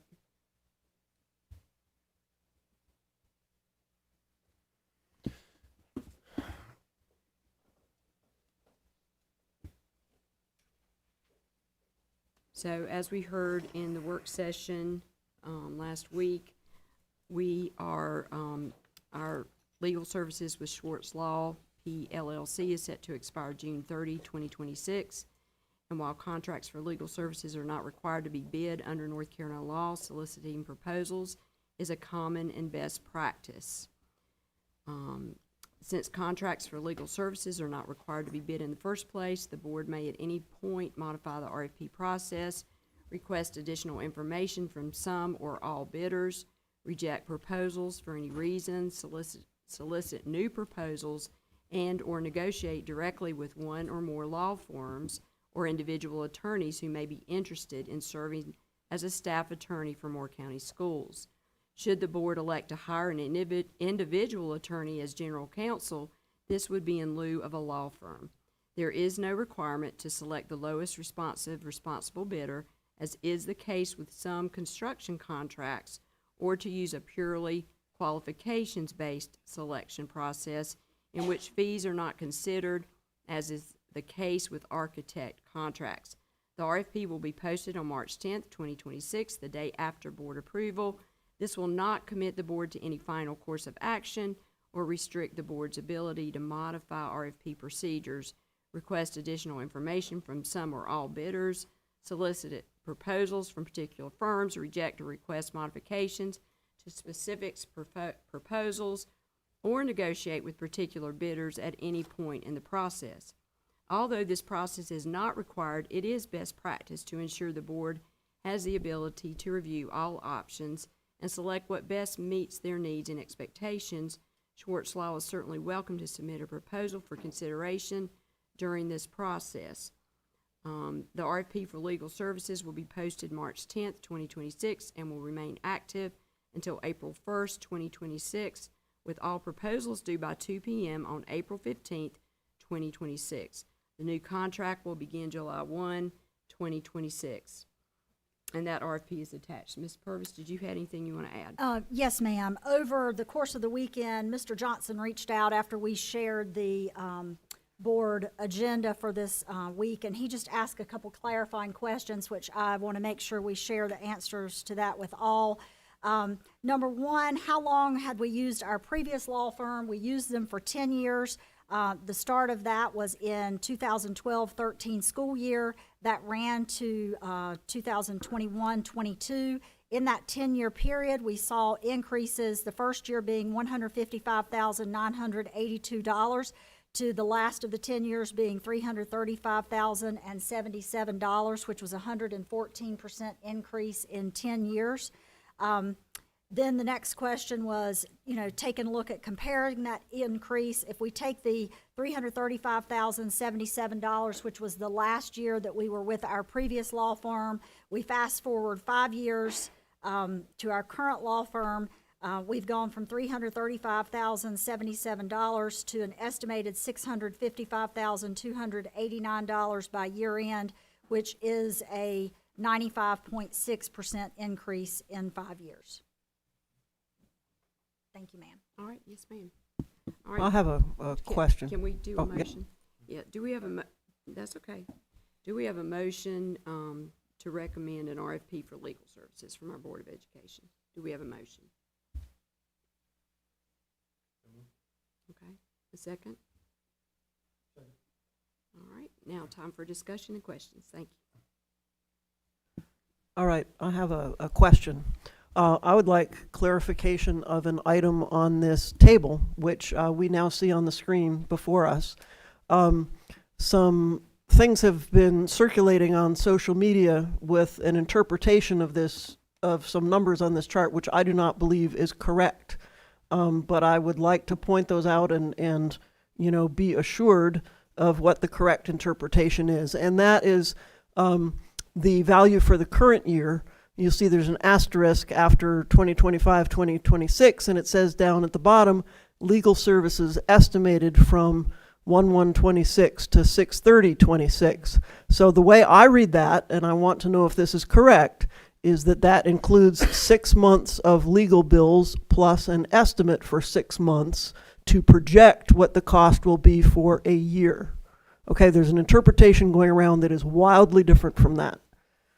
Yes, ma'am. So if you take a look at this, when Ms. Edmonds put this together for us, she had the number from July 1 until January. So that was a concrete number. And then she had to project, knowing what our legal services usually cost, from January 1 to June 30th. So the number that you're looking at under Schwartz Law, and the numbers that I just shared with you when we look at percentage increases, if you look under Schwartz Law for 25-26, that $655,289 would be for the entire fiscal year. It would not be for 6 months. Thank you. Yes, ma'am. Any other comments? Yeah, so Mr. Johnson? had a lot of questions about, the costs and how these have increased. And so I kind of did a little digging and research of my own just to kind of make sense of what that looked like. So thank you for that information. I had something different, though. I read that Darrington Smith started in 2005. Did they take a break or? Ms. Edmonds, can you clarify? That's the number of years that she went back, but she may have Okay. additional information. I think that's how far our records go with clear information. Oh, okay. But I'll let her clarify. Sure. Thank you, Ms. Edmonds. Sorry, our system only goes back so far when you look at the vendor, so then I'm having to run actual checks. And so I went back 5 years. I did not go back prior to that, but I can go back prior to that. I got you. So you provided just the numbers to 10 years, but we were actually using them for longer than that. Yes, Okay. more than likely, we were using them for quite a bit. But I can go back to when they first started if you would like me to clarify. No, I'm fine. You don't need to point any more numbers. That was my main question. But thank you. I really appreciate that. So that was. Thank you, Ms. Edmonds. Yeah, and that was my first observation, is that we had been with a very stable, well-known educational law firm for 17 years and then switched. Because clearly, when you look at the numbers in the chart, that switch happened and the numbers jumped significantly. So I was just doing some research on that, and I found that in January of 22, Tharrington Smith was actually reapproved by the board with a 10% increase to their costs associated. And then apparently 2 months later after that, they dropped us. They dropped Moore County Schools. We did not open up RFP willingly, that they dropped us at that time, 2 months after they had just been reaffirmed as a firm. So I thought that was really interesting. I don't know what happened. I'm not interested in relitigating, to say, not relitigating the lawyers, I guess. But I do think that was a significant moment, and it kind of helps to talk about this. If you remember, at that time, there's a lot of contention on the board. So at that time, the board was very fractious, a lot of contention. Meetings were longer. So I don't know exactly what happened, but clearly something happened that Tharrington Smith, after many years of service, decided to go a different way. Then I read that that the board at that time had opened up an interview process, and it looks like Mr. Schwartz was clearly the top contender there. That in the interview process, he was the only one that really could do everything we needed as a board. I've read that one of the firms that was interviewed could not do EC work, would have had to do property acquisition work. They would not do that, and they wouldn't do bond work either. So that kind of narrowed the field as far as who we had to choose, which I want to say publicly, I think Mr. Schwartz and his firm has done a really good job. But that supply and demand was really interesting to think about. When you're looking for a lawyer and a set of lawyers in a firm, we had a high demand, and the free market kind of may have worked itself out. I don't know. But anyway, that was just some observations I had, some perspective I had. Some people had said, why do the costs go up so much? I think there's some history there because we had some long, stable increases in costs with Tharrington Smith, and then that seemed to change pretty radically in 2021. So those are my thoughts. All right. Thank you. Any other comments, Mr. Henson? Mr. Johnson, I can answer your questions. Okay. So I'm glad you went first. First of all, as to why Tharrington and Smith withdrew, I will be more than happy to share that with the board colleagues in closed session, but it is not what people speculated. It is not what was reported in the paper. It was protect their firm, and we can talk about that in closed session with this properly noticed. So I would like to talk about this. These runaway legal expenses are 100% the fault and responsibility of the school board. Let me say that again. This long time known problem, because I've been talking about this for 3 years. I first started talking about this under Levy in 2023. I talked about it every year since, and I think that, well, anyway, this is 100% a board's responsibility. But first, I want to thank Ms. Purvis, and here's why I want to thank Ms. Purvis. Chair Levy knew about this. The previous superintendent knew about this. Chair Calcutt knew about this. The board knew about this. It is noteworthy that the very first meeting that Ms. Purvis is the interim superintendent, she grabbed the bull by the horns, and she's addressing this. So anyway, so first, hats off to Ms. Purvis. So why is this the board's fault? First of all, the school board has, any oversight board has just at most 3 or 5 core responsibilities. Among the most important 3 is fiscal oversight and budget execution. That is one of the, I don't care if it's the board of Apple, Boeing, or a school board, one of the very fundamental responsibilities of a board isn't arguing about this and that and all this extraneous stuff. It's budgeting and budget execution. And we all knew about the problem. 3 years ago, I think it was December, I'm going to look it up and I'm going to find the video because I came here, you know about this, because I wanted to see, I think it was December of 2023, maybe January 2024. And if you look up there, there's that huge increase. It's a 38% increase from 21-22 to 22-23. And towards the end of 22-23, I became concerned because I just intuitively felt that there were significant increases in legal fees. So I sat right here with a big pile of bills, you know, because you had to babysit me. I mean, I felt bad because, you know, they wouldn't leave me alone with the bills. So I was sitting there taking hand-scrawled notes. Somewhere I got a spreadsheet. And the very next meeting, I came here and said, look, our spending on legal fees is 30 to 40% above previous year. And there's 2 problems with that. One is no one on the school board knew. And when I asked the superintendent, I believe he didn't know either.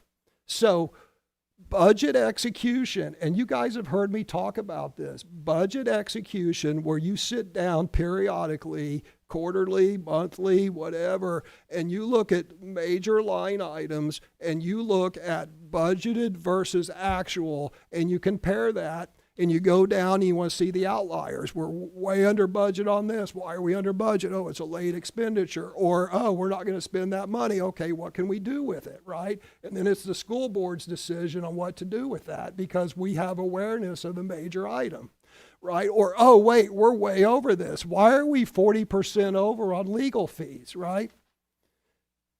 It's not Mr. Schwartz's fault. It's the school board's fault. A, because we weren't monitoring that like we should, and hopefully the budget committee going forward won't just look at Fund A, Fund B, Fund C. We need to look within, we need to look at major controllable expenditures within those funds and see if we're way over so that we can stop it or we can address it, or maybe we need to rebudget. But you have to do budget execution. You have to monitor budget execution at major line items. But the fundamental problem, the reason that we went over was because there were no controls. Anyone could pick up the phone and call the Schwartz Law Firm. Just a few meetings ago, I heard one of my colleagues interact with a board attorney, thanking him for the time to explain something. And if that colleague would have just called me or some Pauline or some Ken who's been on the board, we could have answered that without incurring billable hours.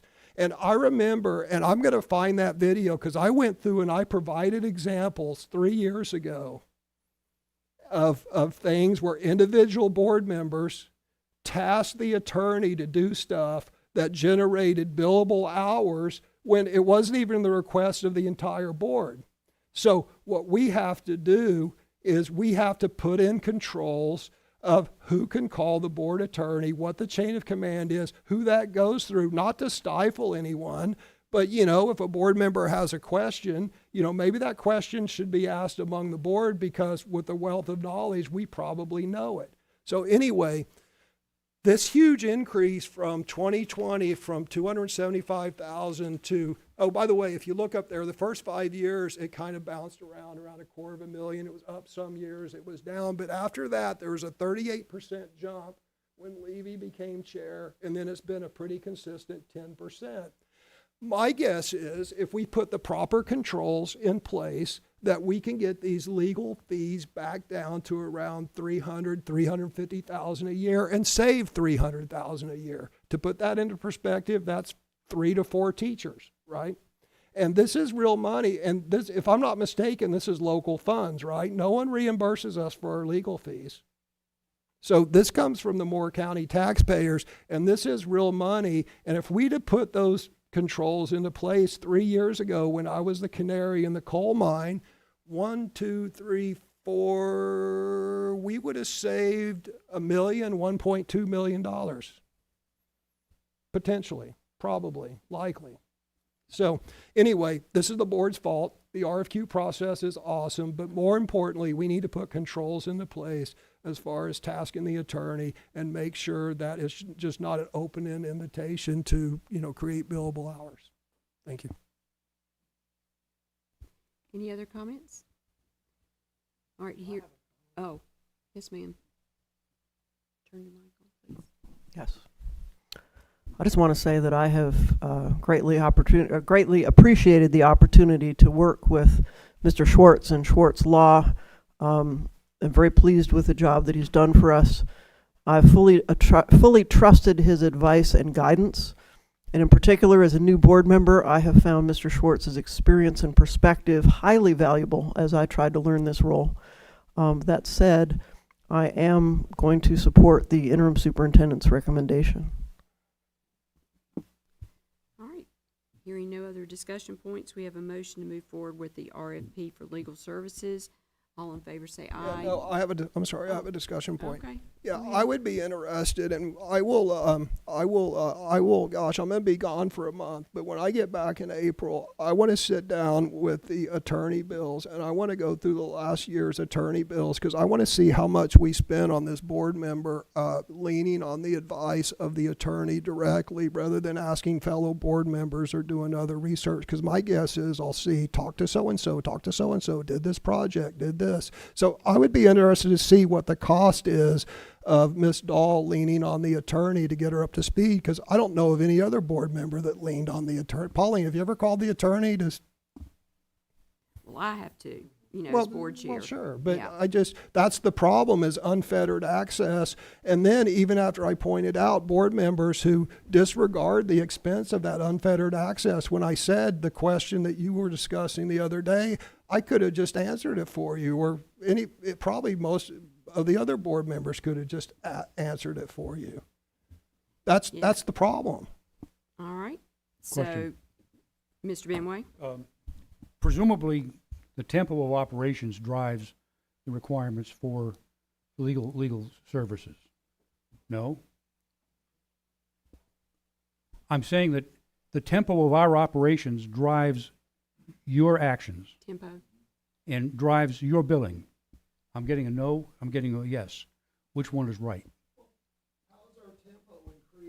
I'm just establishing that fact that tempo does drive it, yes? I'm not accepting that premise. I asked that our tempo hasn't increased 250% over the last 8 years, but our filling has. I wasn't here 8 years ago, but I think we need a sense of the change in tempo before we can make some valid I don't judgments. accept that premise. You can't say that the school operations have increased Well, let's 200. find out. Our enrollment hasn't increased over 10 years. Let's find out what the tempo Our has. enrollment has only increased like 50 students, less than 1%, but our legal expenses have gone up 250%. So I don't accept your premise that our tempo has Well, increased. there's clearly a cause and effect that we have to take a Right, look it's at. unfettered access to the attorney and people calling him willy-nilly. Well, we got to be able to prove tasking. that. Well, thank you, gentlemen, for the discussion.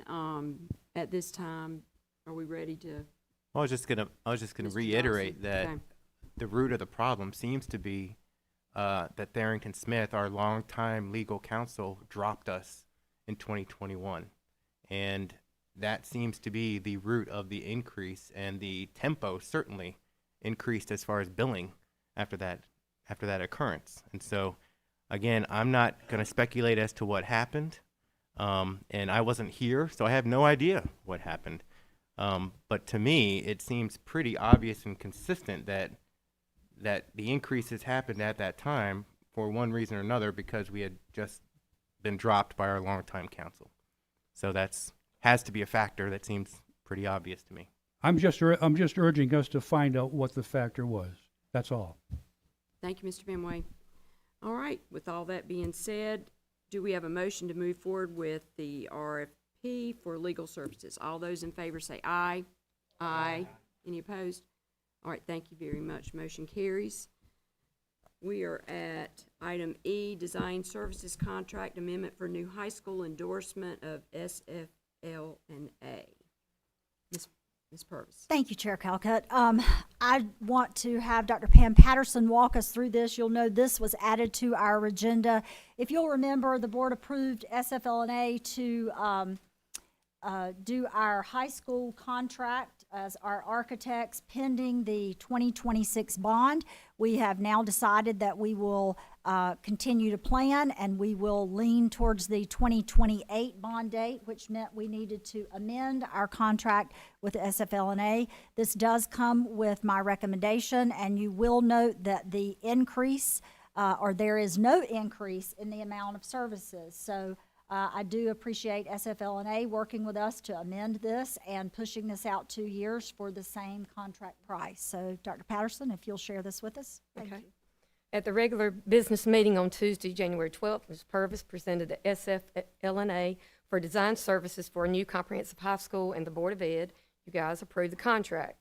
As a review, SFL&A agreed to a flat fee of $8.8 million for design services, which included all engineering services.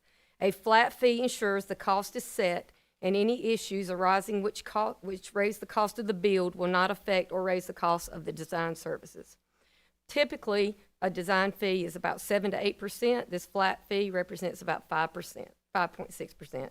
Should the price of the build go up by the time of the build, the fee for the architectural services will remain the same. So SFL&A agreed to prepare all necessary estimates, detailed information, and renderings needed for the November 2026 bond at no cost to Moore County Schools.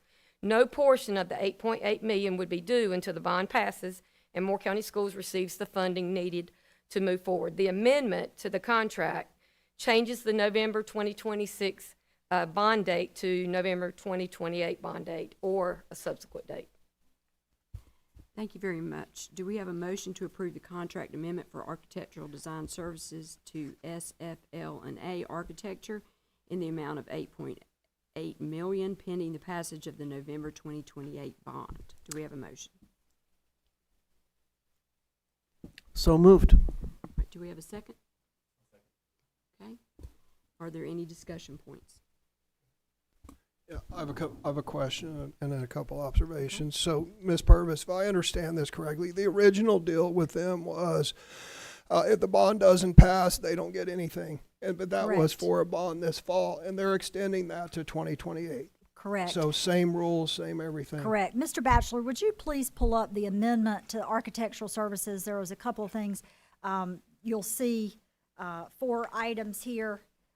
Number 1 is moving it out.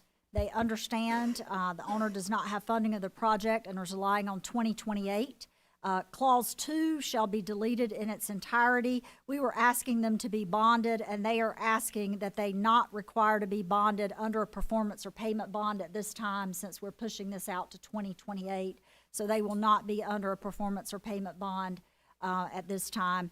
The project description will read the same. They're still going to generate renderings and oversee that. And then you'll see the last clause, architect understands that payment under this agreement is only due upon the passage of a Moore County bond referendum or owner's receipt of sufficient funding. So everything in our original contract is maintained. This just pushes the date out to 2028. Thank you. Yes, sir. I have a question on number 2. If you could scroll back up, Mr. Batchelor, please. So what's the purpose of an architect being bonded? So I can clarify, that really shouldn't have been in the first contract. And I know Mr. Schwartz can back me up on that. That's really for contractors, not for architects. Okay, so it shouldn't have been in there to begin with. Correct. Okay, all right. Yeah. Okay, so I have a question, and my perspective of this has changed a bit. You know, you get all caught up.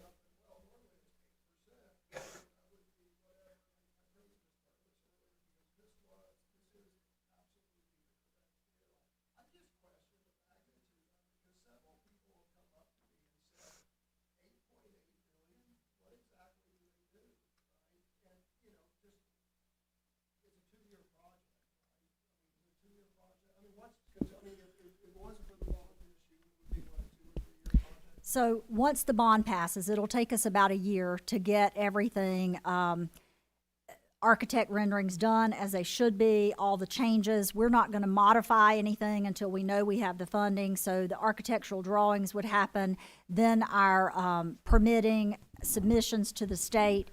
To the question, what all do they do? One thing when we have an architect and then we hire a contractor, that happens is our architect as hired is the person who goes behind and ensures on a weekly basis that the contractor who's building the project is doing what they should to specified plans. That means if they have a wall that's a little bit off, the architect can say, this is not according to plans. Instead of just fixing this, we want this to come down and be built to plans.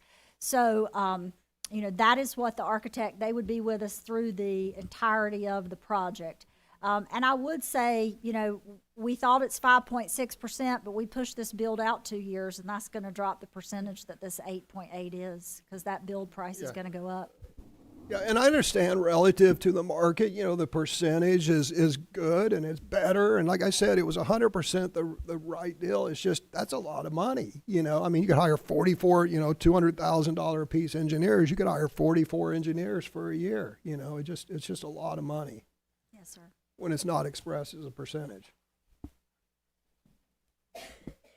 Any other comments? Yes, ma'am.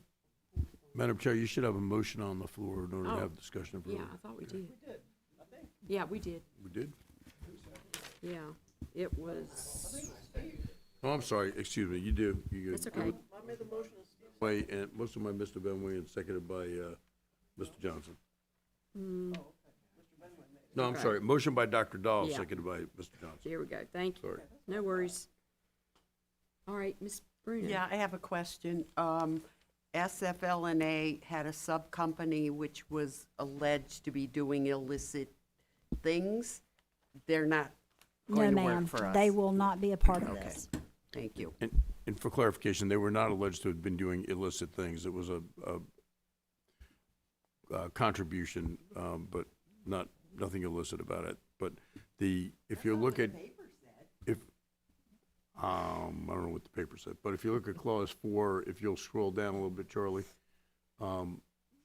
that's covered in in clause 4. It says, in order to avoid a conflict of interest or the appearance of a conflict of interest, including to the extent one exists under 21 NCAC 2 or 208 or any other laws or regulations, architect agrees to the full extent permitted by law that its principals and partners will not donate any corporate or private funds to any PAC, 501c3, nonprofit committee, or any other form of advocacy group dedicated to the passage of the bond. Additionally, architect agrees to the fullest extent permitted by law that its principals and its partners, and so we were talking, you're referring to one of its former partners on this plan, will also not donate, and that they will also not do anything to try and do a workaround on that.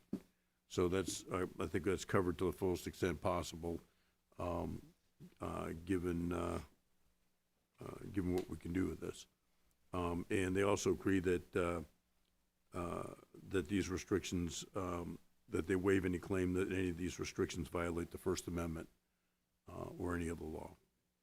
Okay, you're telling me one thing, and Jenny Purvis is telling me another. She said that they're not going to be involved in this project, but you're telling me that even if they are, they can't. No, or am I misinterpreting? I don't think we're telling you two different things.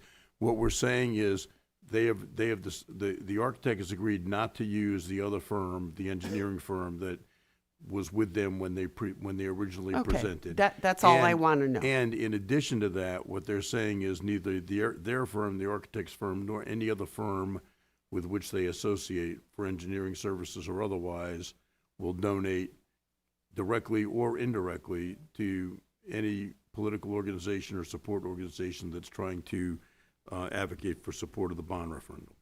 So I think it's wrapped around about as thoroughly as it can possibly wrap around, given the First Amendment.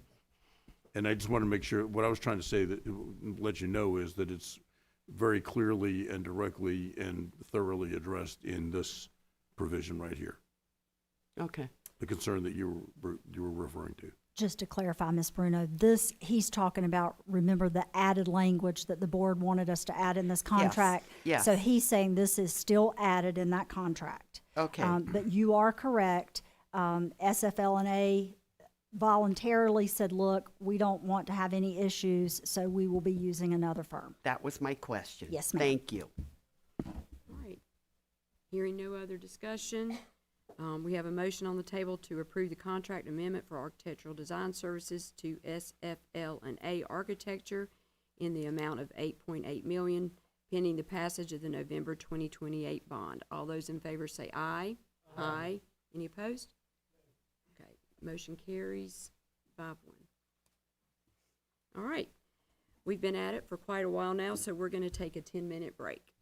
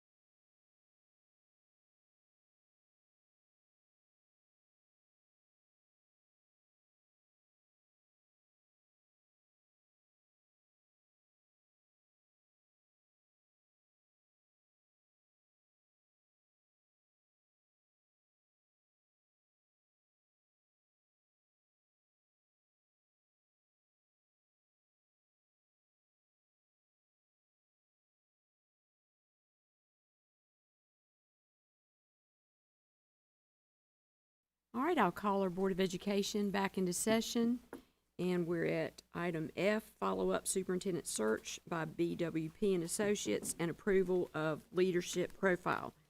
I want to thank everyone that participated in our superintendent search survey, coming to our community meetings. And at this time, Dr. Kastner will provide results of the superintendent search survey. We welcome Dr. Kevin Kastner and Dr. Percy Mack from BWP, and you will present a draft of the board's leadership profile for feedback and board approval. I'll turn it over to you, Dr. Kastner. Thank you for being here tonight. Thank you very much. We're pleased to be here tonight. We have some information for you. First off, you have a copy of the PowerPoint that we will be using. You also will have a copy of the draft leadership profile. And at this time, Cindy, if you could you pass out our report? You have the report. At this point, everything we have here is public record. And it will go on your website, but because there's a lot of information here, it might take board members and even the public some time if they want to look at it, but it's all there. Let me explain what you have in this booklet. In this booklet, we have outlined the process that we went through the community engagement. We talked about the whole month of February as we were working and meeting with all of your different groups and the fact that the survey was out publicly. At the same time, in the survey, you will see where we have annotated summaries of probably the most important piece of the survey, and that happens to be Appendix A. If you could refer to Appendix A for a second, please.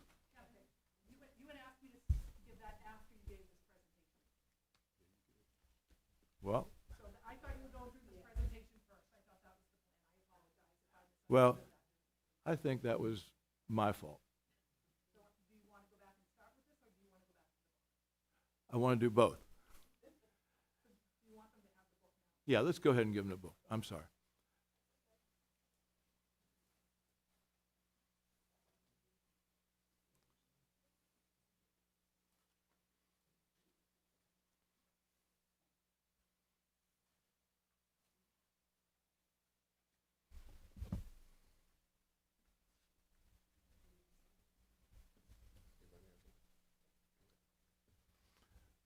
Okay. Let me just orient you to the book. Okay. If you look at the book, you'll find the first several pages is a summary, and also in the book, you're also going to see our draft leadership profile. What I want to call your attention to, if you'll go to after page 14, and you'll see at the very top it says Appendix A. All the work that we're going to be doing on the leadership profile is data-driven from what you as board members and your community said. You will notice that in Appendix A, when we met with the board members, we tried to record the best we could what people said. And then we would go on to 9 other groups that we met with, including your senior staff, including students, and 79 people that showed up on that last night when we were meeting with all the parent groups with their principals. So this information in here, there's no way you can go through it right now, but you might have an interest in it. And we tried to be faithful to it. At the end of Appendix A, you're going to go to Appendix B, and Appendix B is the survey that's a quantitative survey. So I want you to know, as we go through this, our point is to try to give you the best summary you can so that you can know what's there. But at the same time, as we're presenting, you're going to probably have to do this at another time when you want to go into your detail. So our presentation might take 20, 25 minutes, and we'll be happy to answer any questions. But this is just the beginning. And also, I'd like to mention this. You as a board enabled us to come into your community. And you told us to talk to your people. And in the most transparent way possible, that's exactly what we did, including you as board members. So I think that type of a process that creates people that can become engaged will also hopefully have them become engaged when you hire your new superintendent, because it's going to take that partnership with the home, school, and the community. So with that being said, if we can now, Percy, you got the clicker there? Yes, sir. You want to go ahead and go to the first slide? So obviously it all starts with the board. You're the decision makers here. And as you go through this process, and I know that we've had some changes in the board, and people will have to do their homework on that, and there's going to be a transition, and all that is public record. But it's still the most important thing that you as a board are going to have to kind of lay the table as you're going to have your new board come in. And I think all of you, in the interviews we've had, I think the board members did a great job giving us some of their thoughts. We definitely appreciate all the individuals on the board and watching you here tonight as you work together. Next slide, please. The purpose of community engagement is trying to build your community support for the process. So the process isn't just board members. It's not just staff. It's also members of your community. And we tried to have the broadest base participation. A lot of this is because of how you organize yourself, how you have job-alike groups and stakeholder groups, which made it a little bit easier as we were working. We were not only looking for strengths and weaknesses, we're looking for qualities and characteristics. And we're going to share some of those with you. Next slide, please. In all, we met 181 people. Of the 181 people, you can see we're talking about board, staff, parents, and one of our most enjoyable meetings was with your students. And at the time when we talked to these groups in a qualitative way, we stuck to the 3 questions, which I'll bring up in a second. We also conducted the survey. Now, the survey had actually 575 responses, 76 responses, 20 being in Spanish. And we have the summary of that survey in Appendix B. And we're going to share some of those highlights as we go to the next slide, please. These are the 3 questions that we did with the qualitative data, and we stuck to those 3 questions with each group, including you as board members when we talk to you. Next slide, please. So the survey, next slide. So when you look at it, you want to see who's part of the survey. Well, in essence, it really was weighted more towards your parents than staff. So we had 338 parents, 67%, and staff, there was some overlap, about 45%.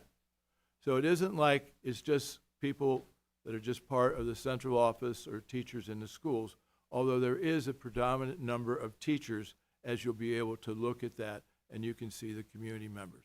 So you have a cross-section of your community, which is what the goal was going to be. Next slide, please. First question, when you want to talk about what are your strengths. So you can see when you all gave us the copy that we were going to use for the survey, you can see there's a lot of different categories. Now, I want to make, I'm not a psychometrician, but I want you to know that when we had 250 responses, I tried to find out what the results of the survey would be. What was number 1, what was number 2, and what was number 3. When we got up to 575 responses, it didn't change more than 1%. And it just is the way it usually works. Once you get your first 300, you're going to get a pattern. If we would have gone to 1,000, because you have a larger community and someone would ask, well, is this representative? Over the years that we've done this, we have found that this pattern will remain relatively consistent. Frankly, there's some results here that I think you should be very pleased.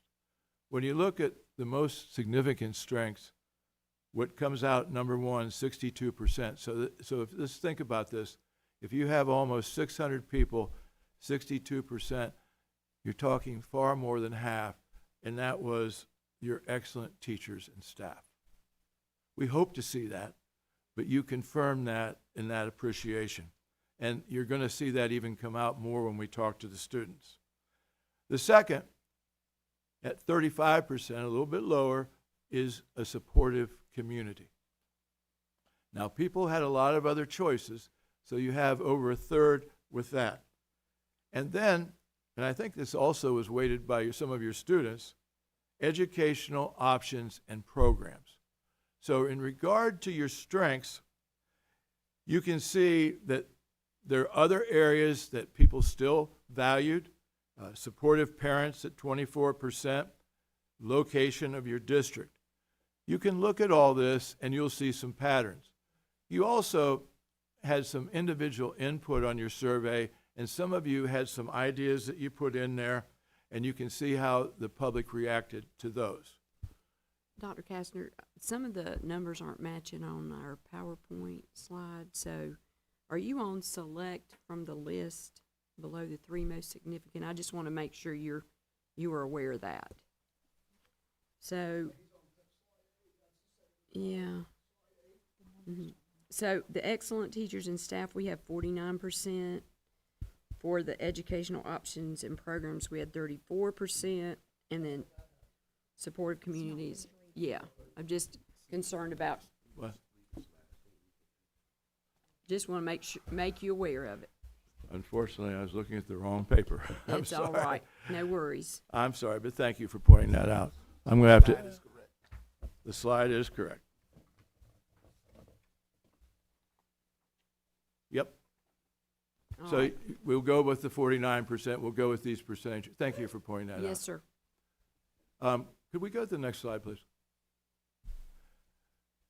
When we did Appendix A, and we saw, when you saw, and again, I'm going to tell you, these numbers also are incorrect now, so we're going to go with the 49%.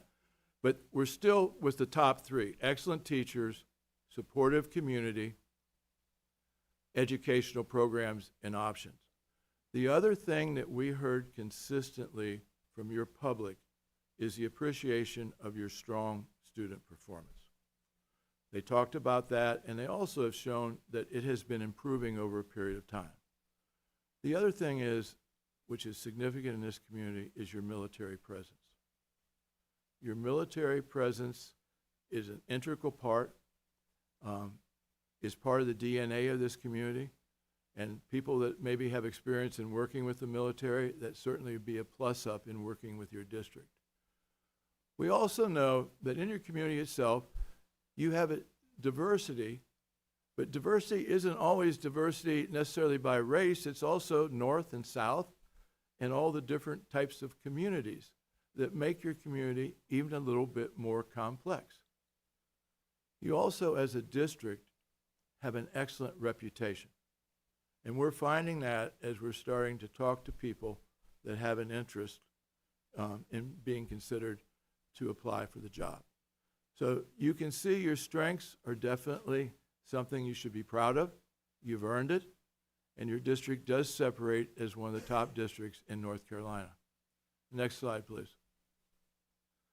I'm hoping these numbers are better, but when we're talking about getting into this, when you talk about your main concerns, now I'm getting a little skitsy and making sure. Personnel comes out on top. There's a concern about personnel, and I'm going to talk about it a little bit more in the next slide. And after personnel, and you all are aware of this, your facilities.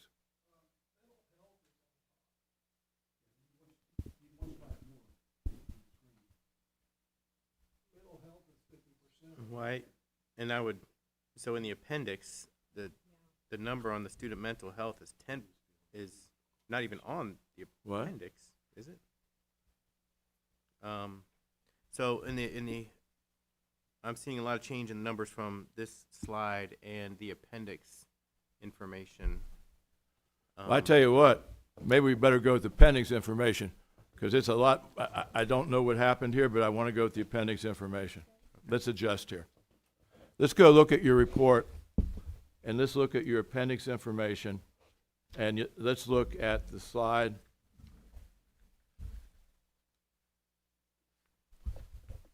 When we're looking at the slide in the appendix information, when you're looking at what do you see as the most important concerns? Can we all look at that, please? Is that page 37? That is page 37, 37, yeah. thank you. You can see the top one is personnel. Okay? So that, and a lot of that has to do with recruitment and retention of staff.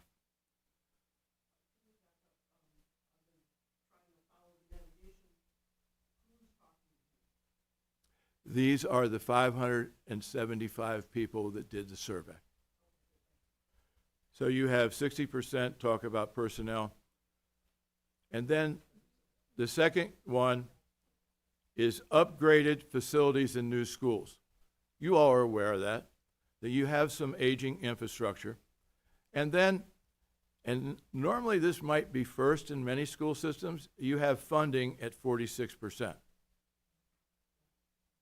So you see your three top concerns by a significant number of groups show where this seems to fall.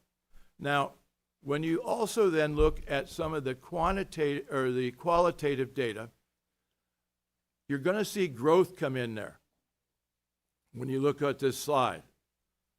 When you talk about, we put the word board dynamics. People that watch your board meetings, and when you talk about some of the responses we have, sometimes things go pretty well and sometimes they don't go quite as smoothly. You have a lot of different personalities on the board, but that's just part of your DNA. Now, the thing is, it hasn't affected the quality of your system. So I think that's something that's pretty significant. The other thing is, when you talk about the diversity of types of community, that also creates into some challenges in meeting the needs of all of your students. Now again, you know all this, and when you read all this information, you're going to see it captured in an annotative way in Appendix A. Next slide, please. Yes, you can, ma'am. Yes, ma'am. Yes, ma'am. Could we, person?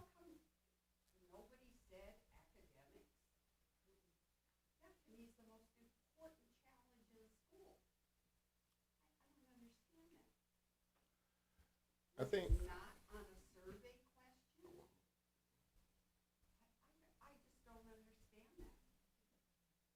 Academics, teaching our children where school, that's the most important thing that there is. And it's not even listed. Well, it is listed on it was part of the survey, and it is listed, so it's just not, it didn't make one of the top three, it looks like, or the top three. Yeah. Where is that? So on Educational options and programs. On page 37, curriculum and instruction improvement, there's instruction, so that was on the survey, but it Yeah, looks it like it just was. didn't make the top challenge. Mrs. Bruno? I understand your point. And I also understand your point that when we were taking some comments from the parents, there's one comment that I definitely put in there when it talked about the achievement gap with the African American students being at 66%. Well, I put that in the report because I heard that in one of our comments, but it didn't show up on the survey. I also heard at the same time talking about over the past several years that you've had a significant improvement in some of the academics in general as judged by the state. So you have both ends of those occurring, but I do understand your point. Okay. Our overall proficiency is 64.7%. Now, if people are happy with that, to me, that is nothing but mediocrity. So everybody can say whatever they want. Wow, we're 7th in the state with a 64% overall proficiency. I think that is very poor. Very. So I don't understand why instruction is not number one. Because to me, teaching our children is the most important thing in the world. I would agree with you. I'm done. Thank you. Can you get me back to where I was?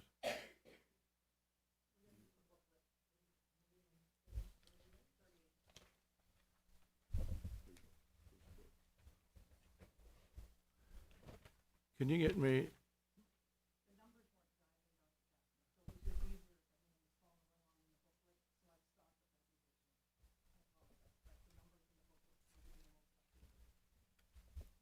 Okay, then let's go back to the back. And we're on page 38. Okay, what do you see as the most important leadership skills? Decision-making and problem-solving? Communication? And you see adaptability and innovation. It isn't quite as high.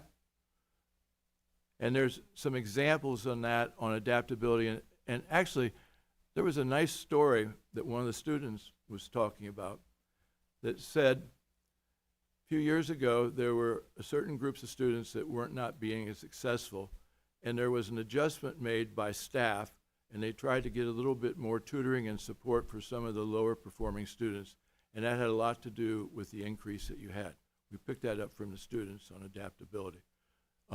Some of these positive comments, when you read them, you'll have to take them at face value because you're the experts in your community more than I. But we wanted to make sure that at least we make sure we captured that because I thought it was very positive. I'm going to go to the next. What characteristics would you like to see in a superintendent? Integrity. You then see two things: good judgment, and then you see commitment to the community. A fourth that's not too far behind is a team builder from what they're talking about. Go to the next one. I want to go to page 41. Page 40 is very busy. In 40, when they're talking about, whoops, I'm going to give a summary of that slide. We're going to, yes, but we're going to clean some of it. We have to clean this up, sir. Yeah, we want that.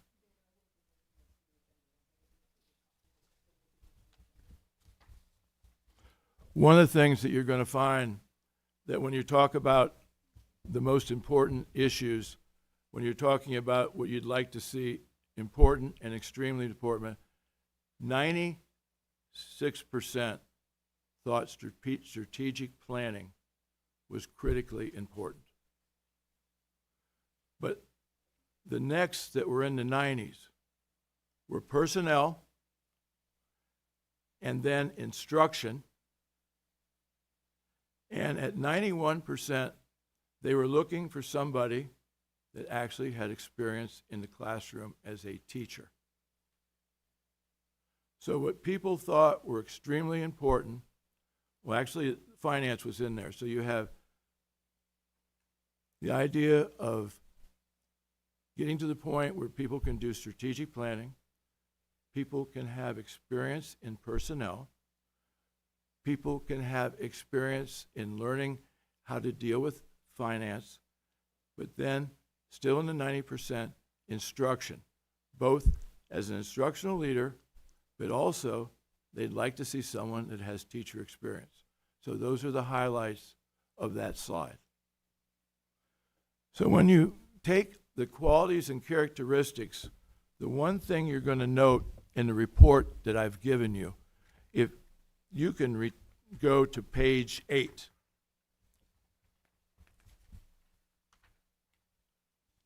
So, and Percy's going to talk about this in just a minute, So all of a sudden, when we talked about decision-making at the 62%, we then took what people said about decision-making. So then you see the quantitative or the qualitative statements, and then you see the same thing in what people said about communication. So what we tried to do was highlight what we thought were the reoccurring themes. So here's what we've ended up with. We've showed you the data when you do the qualitative survey. We've showed you Appendix A, which is the qualitative data from what people said. We then use that to do what Percy is going to go over, to try to use that to organize a draft leadership profile for your review. Now, board members usually are going to make some changes in this, and we expect that. But what we've tried to do is to put this draft together as a starting point, of which we're going to need. When did you say that the board was either, not necessarily tonight, but in the next a board meeting has been scheduled to try to make sure that you could get us back? Because if the application deadline closes on April 1st, we needed to have it a week or so more so we can have the candidates align it with your amended leadership profile. Does that make sense with everybody? Yeah, on our calendar right now, we have a special called meeting, if needed, for Thursday, March 19th from 3 to 4:30 to support the leadership profile work. So if we need to, have a little bit more time to discuss this, we've got it built into our calendar. Percy, you want to go ahead?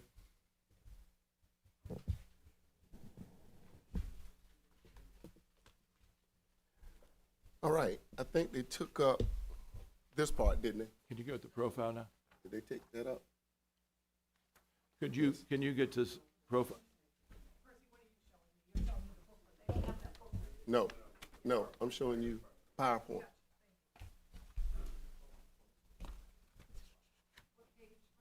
Nine.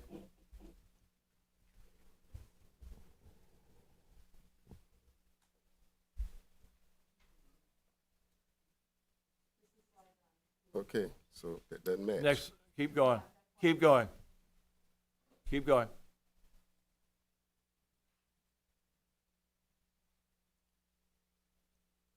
Here, that's it. Okay, give me one more just in case so I can make sure we're on the right track. You have the clicker? No, she has it, but that's okay. Yeah, we're good. All right, the purpose of the leadership profile is to pull out all that has been said and set up some categories so that when candidates look to apply, they know what you're looking for. That's the key. Not, because everybody doesn't have the same skills.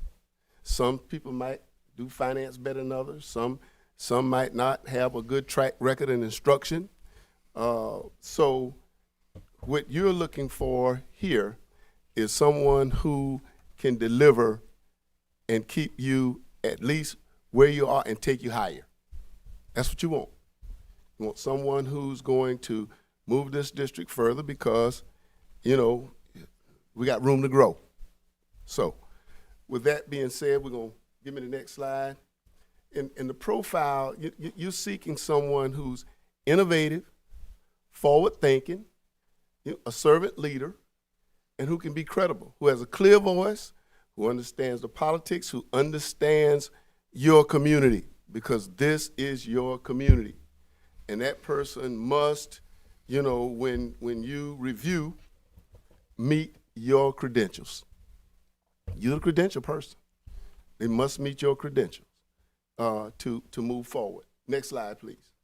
All right, we're looking at it in 4 areas: visionary instructional leader, effective communicator, collaborative manager, and they have great personal qualities.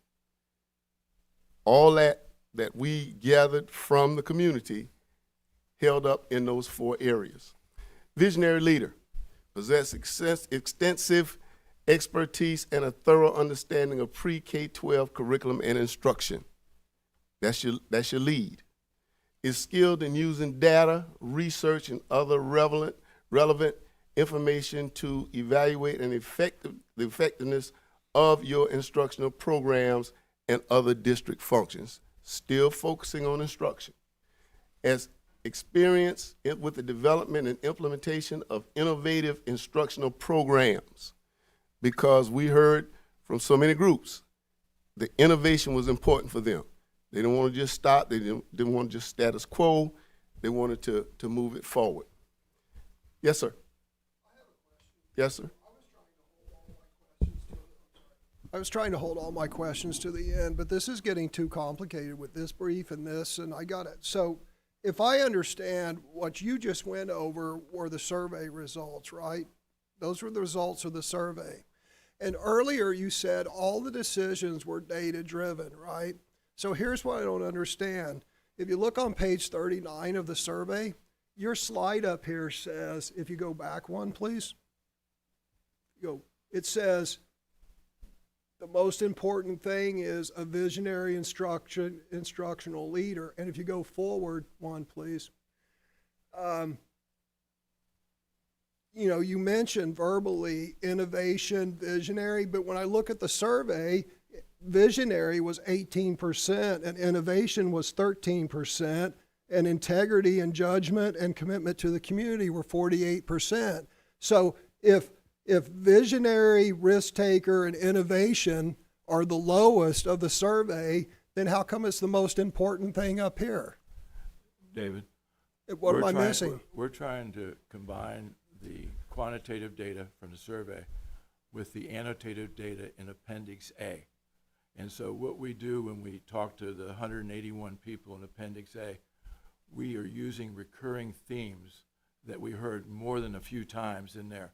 When you read Appendix A, it's a balance between the quantitative from the survey and the qualitative from the comments from the public, including board members or whatever. Okay. And some of those issues This is come all up. Appendix A, the notional comments that Yes, you sir. guys It's chose a to put in combination here. of both. Right. But I understand your point. Well, here's my point, and it's a major point. How do you go from something that's like the very bottom of the survey, and when you combine it with the other thing, it's the number one thing? I mean, even if it was the number one thing of Appendix A, if it's the last on the survey, you think it would be in the middle, not the top. I don't understand. I mean, you said it was data-driven, but how do you get there?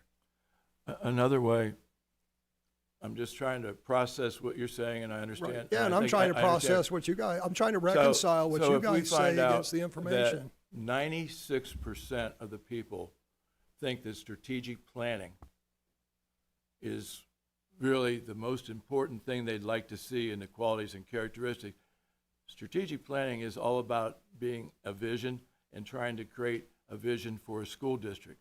So it's a combination of multiple things that you have to put together as a group. And when you also talk about the issue of instruction, which is also in the 94% or whatever they'd like to see the instructional leader, it's a combination, it's a triage of all those things. So it isn't just what you saw on the point of the survey. I think when you have the chance to read this whole report, you're going to see all that stuff coming together. At least my hope would be. But at the end, if you don't think we've captured it in our draft profile, then you as a board are going to have to modify the leadership profile. I don't question the underlying data. I'm just questioning the I think conclusions. it's- I But, understand maybe your I point, just and I need to appreciate your absorb it. question. Yes, sir. Thank you. Dr. Kastner, really quickly, looking at Appendix A, just, could you tell us how many people that represents, the qualitative feedback? 181. 181. Okay, thank you. And the survey is 576? 576. Okay. All right, thank you, sir. Go ahead. All righty. Let's see, did I get through the last one? Okay, I think the last one under the visionary leadership was to understand the relationship between a strong education system and the local economic growth and prosperity of the community. Then the second area was collaborative manager. Under that area, we looked at to see has direct experience in collaborating with community stakeholders with comprehensive long-range strategic planning. Has solid practical knowledge of operational areas of the school district, including finance, accounting, human resources, construction, facilities, transportation, safety, security, technology, and food service. Has experience in bond referendum and capital projects. Has experience in effective strategies to attract and retain a strong and committed staff in a highly competitive work environment. Has proven ability to manage tight budgets and maximize the impact of resources. As an effective communicator, is a problem solver, relationship builder, consensus builder, and has the ability to engage multiple stakeholder groups having differing perspectives. Is politically astute and can work within complex political environments. Utilizes a well-defined and transparent decision-making process. Can clearly explain to the board and community how data and research support the recommendations that is made by the superintendent. Personal qualities of that individual is an approachable and authentic team builder who projects confidence and calm. Knows how to build consensus within the board, community leaders, and larger community. Is invested in Moore County and seeks to be a visible and active part of the greater community. Can work with stakeholders to build upon the district's existing strengths, and is a tireless advocate for public schools, and can effectively communicate the district's story and critical resource needs to various constituencies and audiences. So in those 4 areas, you have an individual you want to meet those areas, because that individual will more than likely be able to take you forward as a district, because that is the intent. One of the things that we heard more often than not, people aren't looking for someone to come in and be a big change agent. They want someone to come in a thoughtful way of working with your people and move forward in a strategic way through a strategic plan, building upon the strengths of what you have, not coming in and thinking it's time for a do-over. I think that's because of the quality of your district and the reputation that you enjoy. So that's something, as you as a board, when you're getting to the point of looking at candidates, you're going to see the type of style that you think is going to blend best with you based upon not only what you know, but what we've heard in this report. I really appreciate that you heard that. I'm one of the people who, tried to convey what you just expressed. But in the page on being a visionary, I read that and I thought I could see 2 very different people meeting this description. One who has a deep understanding of education and educational systems and comes in and does exactly what you just described, recognizes what we have that's good and brings vision to develop it to new heights. And the other is somebody who's so full of vision that they come in and they impose completely different ideas. And as I read that page, I felt it described both of them. So how can we put something in to express that we want the first person, not the second person? Amy, you're going to notice in some of the comments that people have gone out of their way to say they want somebody that can come and learn about Moore County or already knows Moore County. There was some sentiment that perhaps they'd like somebody local. We understand that. But so I think you're going to see a balance of people saying that they want someone to know your district before you move forward, and you'll see several comments when you read that that would weigh it towards what you just said. One of the things also, as this is fluid, as the board looks at it and you narrow it down to that one person, that's okay too. We left it so that if you wanted to adjust, add to, we're fine with that. All right, any other comments, questions? I'll just chime in and just say that I think your data supports. Go back 2 slides. Sorry, Cindy, you're in charge here. That one and also the next, the one after this one. That one and then the one slide after that. To me, these are the 3 key slides that show what the data is telling us. Basically, what I'm noticing is we have a community that understands we have a really good school system that needs more help in retaining our great people and needs more help in funding specifically facilities and infrastructure, teacher stipends in order to move forward and keep us on the right track. So that kind of, to me, those 3 slides seem to tell the story of the profile of the person we're looking for. But that's just what I'm seeing. Mr. Hensley? Yeah, I have a couple very specific questions on slides. So I was going to say slide 7, but I think that information's all wrong. By the way, how could that be so wrong? On slide 7, it says 62% of the respondents were students, but in the manual, it says like 2% of the students were survey takers. The survey takers were, so which is David, correct? I apologize. There's been a glitch there. Okay, I so the don't book know is right. I don't know the answer. Yeah, no, just because I But tried to no, cross-reference. Yeah. I feel embarrassed by that, but I would tell you, The in book is Appendix correct. B. Yeah, that's correct. Is your correct information. Okay, I just tried to And cross-reference. your point about the students is right. So here's this was actually my real question on slide 7, but really it's page 41. So this survey, all this was self-reported, correct? Was there any validation of whether people were students, faculty, staff, lived in the area or not? So it was all self-reported, right? Yes, sir. And people could have taken the survey more than once. Was there any way to prevent people from taking the survey more than once? We've heard that question come up before. Yeah. And the lady that's in charge of the survey said that she can see if there's patterns where something keeps coming from the same web address. That has never come up, but the question has always been there.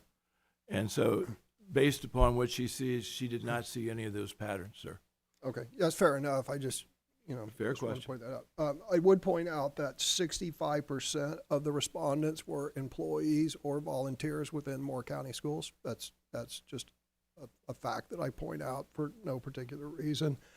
The other question I have is, how much are we paying you guys? $22,500 Plus expenses. plus Right. expenses, Okay, sir. thank you, sir. All right, any other comments or questions? I have a question. Ms. Bruno, remember your mic. Page 8 in the booklet here. The last sentence in the first paragraph.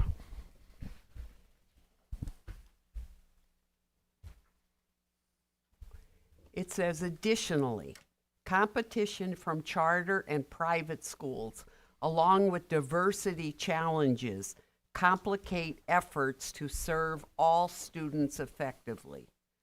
How does competition from charter and private schools complicate efforts to serve all students effectively? I don't understand that sentence.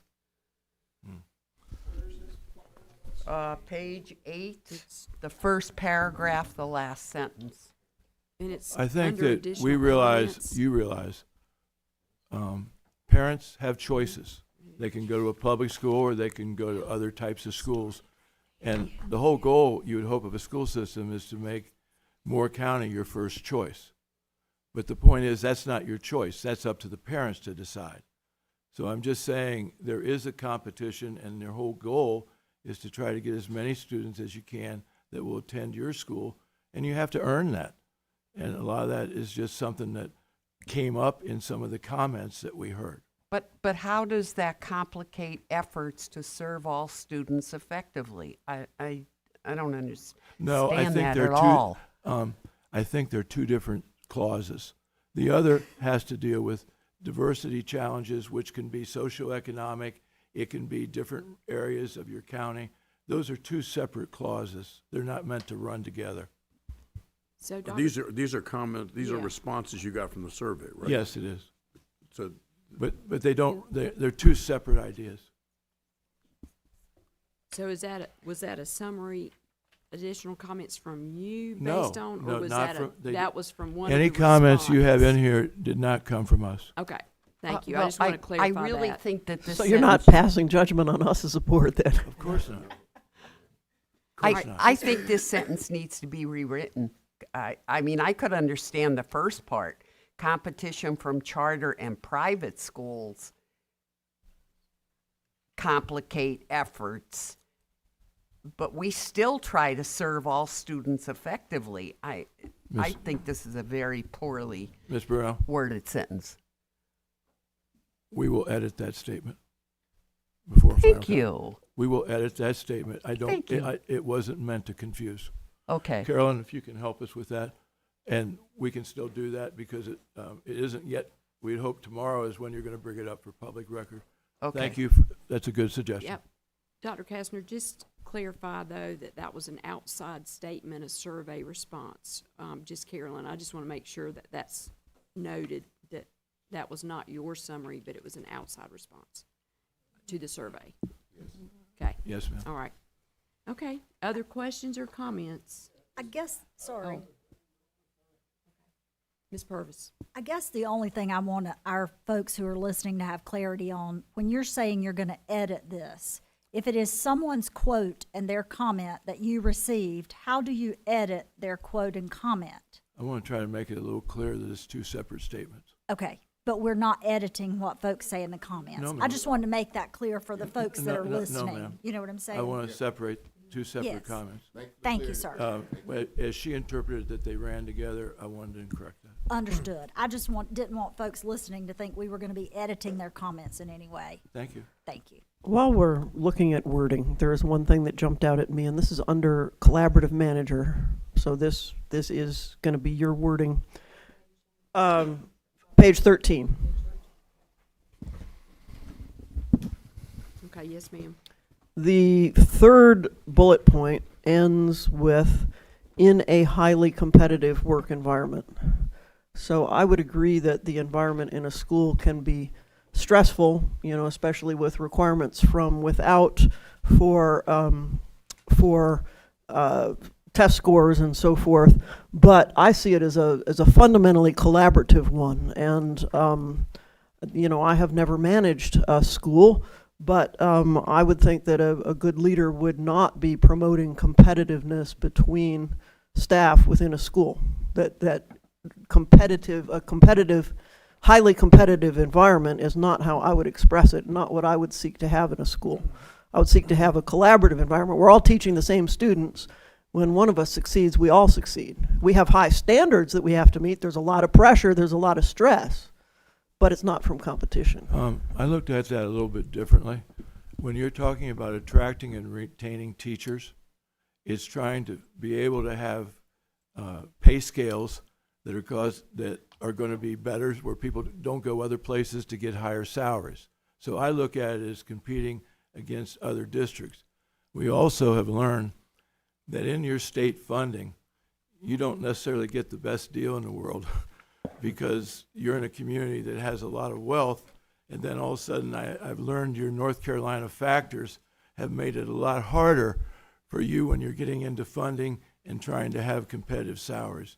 So we were talking about the competition between attracting teachers from other areas to try to, keep them here.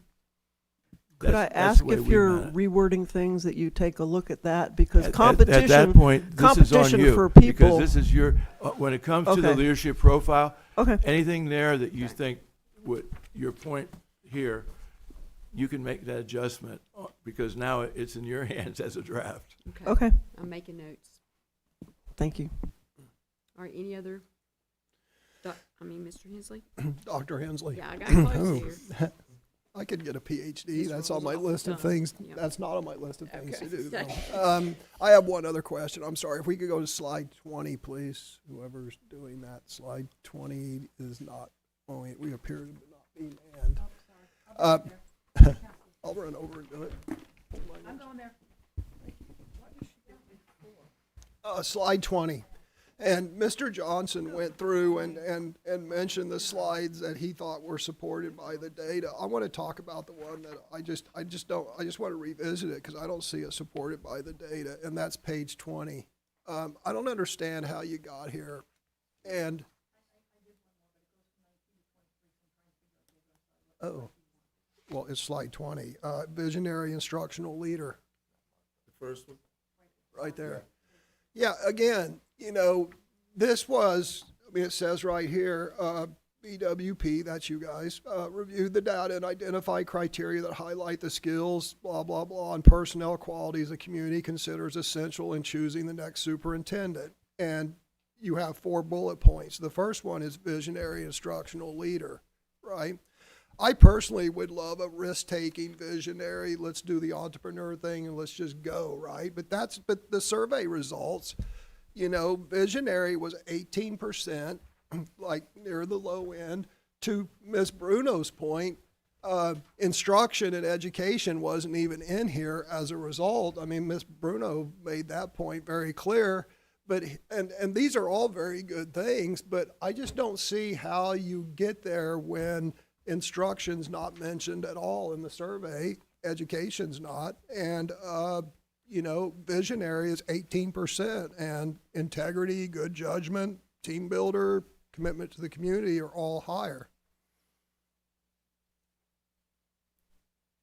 So visionary, instructional is not even mentioned, and visionary is, it's kind of in the middle of the pack. So how did you guys get that? I'll go back to the one point that when I was talking about the strengths that they were looking for, and they talked about the strategic planning, and then you had 92% that wanted instruction. Back to on the slide you have, that's a data point. On the other slide, there's a data point that talked about that, and also in a lot of the comments we heard from people, they were looking, the word visionary did come up, forward thinking came up, a lot of other words that went in there that I guess are a balance to the point that you're making. And so when you have a chance to go through it, I hope you're going to be able to see that there is a balance there that caused us to put that in. Okay, fair enough. I'll take a look at it. But that's a fair question. Yeah, thank you. All right, any other questions? So are we discussing like the draft and how we should move it around, or? So Oh, we the can do leadership that on profile. March 19th, our special, and that'll give us the time to Okay. reflect, but we've got our firm here, so if you have any questions or need clarification on anything, Dr. Dahl?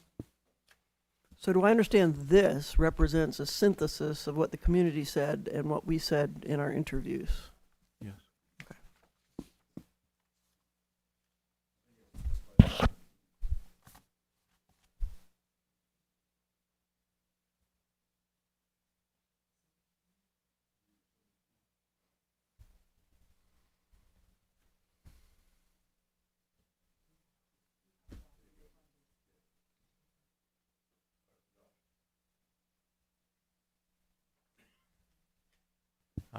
I'll just note that I'll be out of town when that meeting is happening.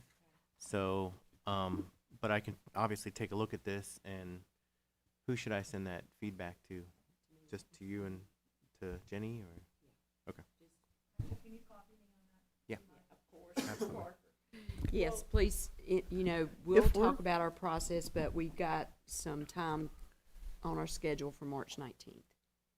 If we're simulating a discussion with Mr. Johnson as part of it, would it be better for us all to see his thoughts? Oh, yeah, absolutely. Yeah. Absolutely not. Just send it to the whole I am board. not sending it to you. Just No. send it to the whole board. I'll send it to everybody. That's Yeah, fine. and I would distribute it, Dr. Dahl. I'm not gonna keep everything to myself. So, One of the things I've seen boards do, yes, because all of you are going to have a chance to look at it, Mhm. is sometimes sending all your thoughts together, you compile them all, and then you see all the difference of opinion, and then you come up with whatever agreement you're going to have.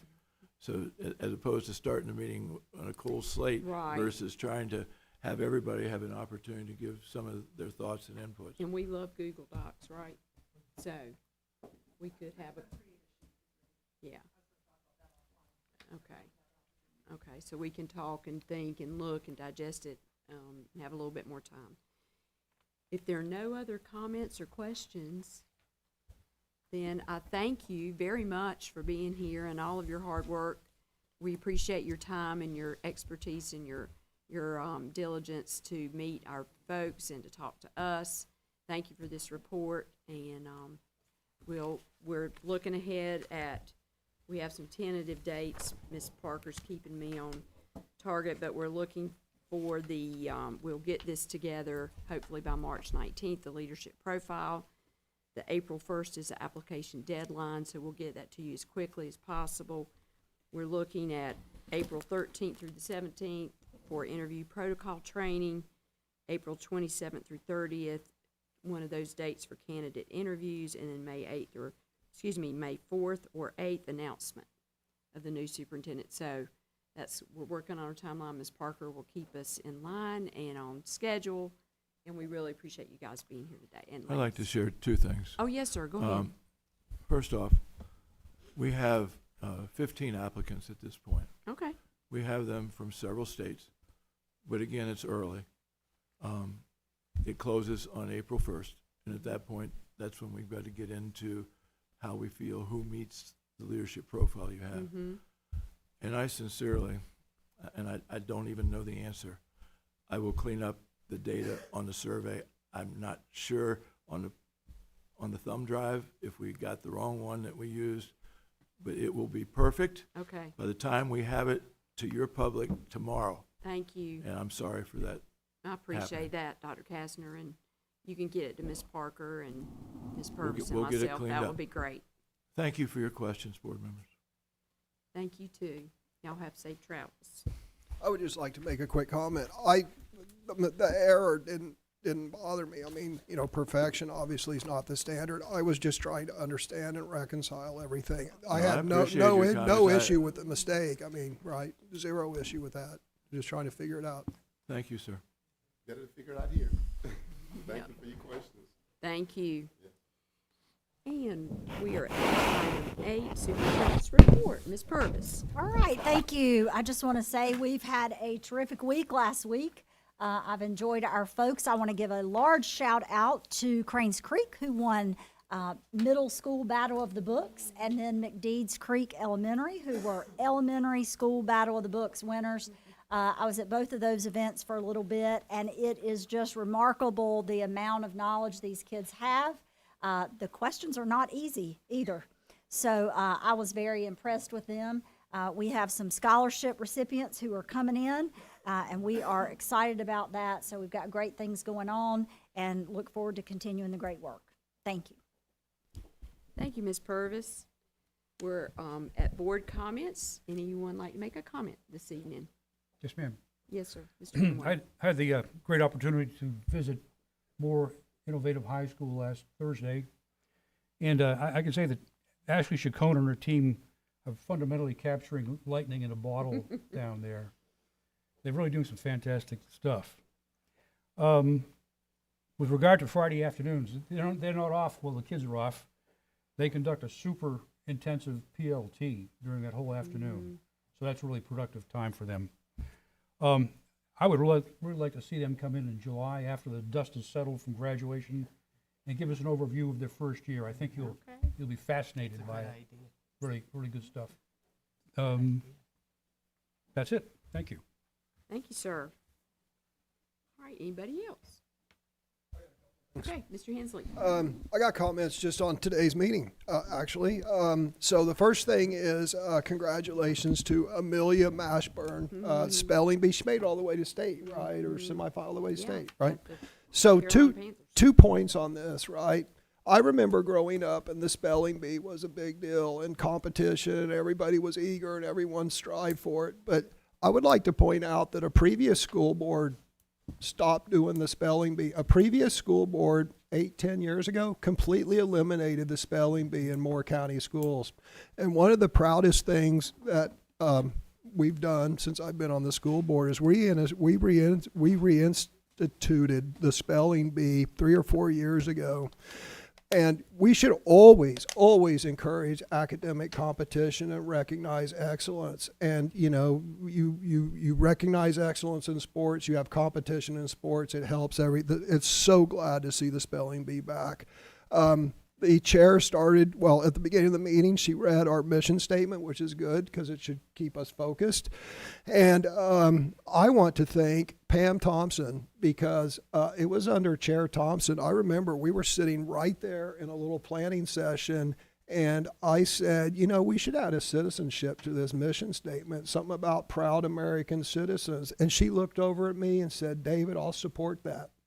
And so it was under Pam Thompson that we jettisoned the old failed strategic plan, if I can use the word woke. I can point to the woke parts of it, but the point is, it was under Pam Thompson's leadership that we jettisoned the failed strategic plan, and we got a strategic plan focused on education and character and citizenship. And to their points, the survey results have shown that, you know, we made huge educationally. We are 100% on the, well, we're vastly on the right path. And I've been saying that for years. And finally, the third thing I'd like to say is Mr. Peterson reading excerpts from books that he believes remain in Moore County schools. That is very uncomfortable. You know, that is not a comfortable thing to do. But I would say that the reason he has to do this is because the previous chair and board, over my objection, took away Madam Chair, criticizing previous boards is out of order. And I was hoping it would be brief and my colleague would move on to other points, but he continues. Yeah. Mr. Hensley, if you could avoid bringing up past board members or their decisions, that would be great. Oh, okay. 3 years ago, this board, under a non-chair and non-members, eliminated the ability in our policy for citizens to challenge media. And that left only faculty, staff, and parents to challenge media. The problem, and school board members. The problem is that school board, by the way, I don't agree with your ruling on that, but I'm not going to challenge the ruling of the chair because it just isn't worth it. But the fact of the matter is, 3 years ago, over my objection, the board took away the rights of citizens, although the state law specifically says parents, faculty, staff, and citizens. That's what the state law says. This board took away the right of citizens to challenge media.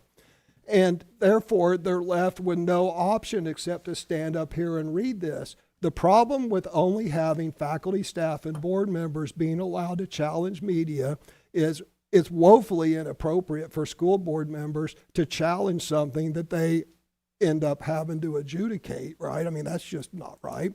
And then parents and faculty and staff are afraid of, you know, maybe retribution and stuff. So the point of me bringing all this up and the left-handed kidney shots that I got in are, I hope this board reinstates the ability of citizens to challenge media that's in Moore County schools, because the state law allows it. We took it away 3 years ago, and we need to give that right back to citizens. And then maybe they don't have to they can follow that process rather than stand up here and read things that lead to uncomfortable meetings. And thank you. And that would have been much less painful for me to say without an objection. Anyone Yeah, else? I do. Yeah, at our next meeting, I would like to have a report on how these books are getting into our school, into our libraries. We have been told that they stopped ordering them in bulk. Every book would be ordered individually. Well, if they're ordering these books individually, this has got to be looked into. For elementary schools, if they're age inappropriate. So I would like that on the next board meeting, and I would also like the calendar on the next board meeting to see what we're going to do about that. But I would like to see both of those discussed and at the next meeting. Okay, thank you, ma'am. Any other comments? Well, my comment was just to welcome Jenny to our first meeting, and you made it through your first meeting, and it wasn't too late. Great job. Really appreciate your support, and I also appreciate, one thing it's hard to keep a capsule on is all of the great things happening in the county, and so it's almost impossible to do. But I appreciate you offering that to the community, because I think one thing that is clear is we have a community that knows that we have a staff and people that know that we're doing great things, and the parents that are there, but the wider community might not be aware of it. So thank you for that. Okay, Dr. Dahl? I just want to say briefly that it was a treat to do the recognitions, to stand up for the recognitions and get to stand next to some of those remarkable people. I'm able to do that because I have a new knee and I can stand without pain now. But also, I'm really gratified at looking at the community feedback that our community recognizes that we have some outstanding people doing amazing things and that we foster that in our schools. I'm very proud of that. But also, as I said, I felt very privileged to stand up there with those distinguished people. All right, thank you, ma'am. Just in closing, thank you, board members, for your hard work this evening. Thank you to staff for a great meeting. Congratulations again to all of the employees and students that were recognized tonight. Thank you to our student leaders from High Falls for leading us in the pledge and inspiring us. I will also want to reiterate thank you to those that participated in the superintendent's leadership profile work. I really appreciate it.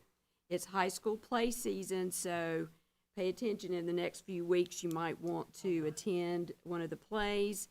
The spring sports are in progress. We wish all our athletes a great season. The scholarship work is going on, and I'm looking forward to my first-hand visits to get to see our schools. I've got that on my calendar. So thank you all so much for being here tonight, for your hard work. Thank you, Mr. Schwartz. And so do we have a motion to adjourn? So moved. Second? Second. All in favor say aye. Aye. Y'all have a great night. Drive safe.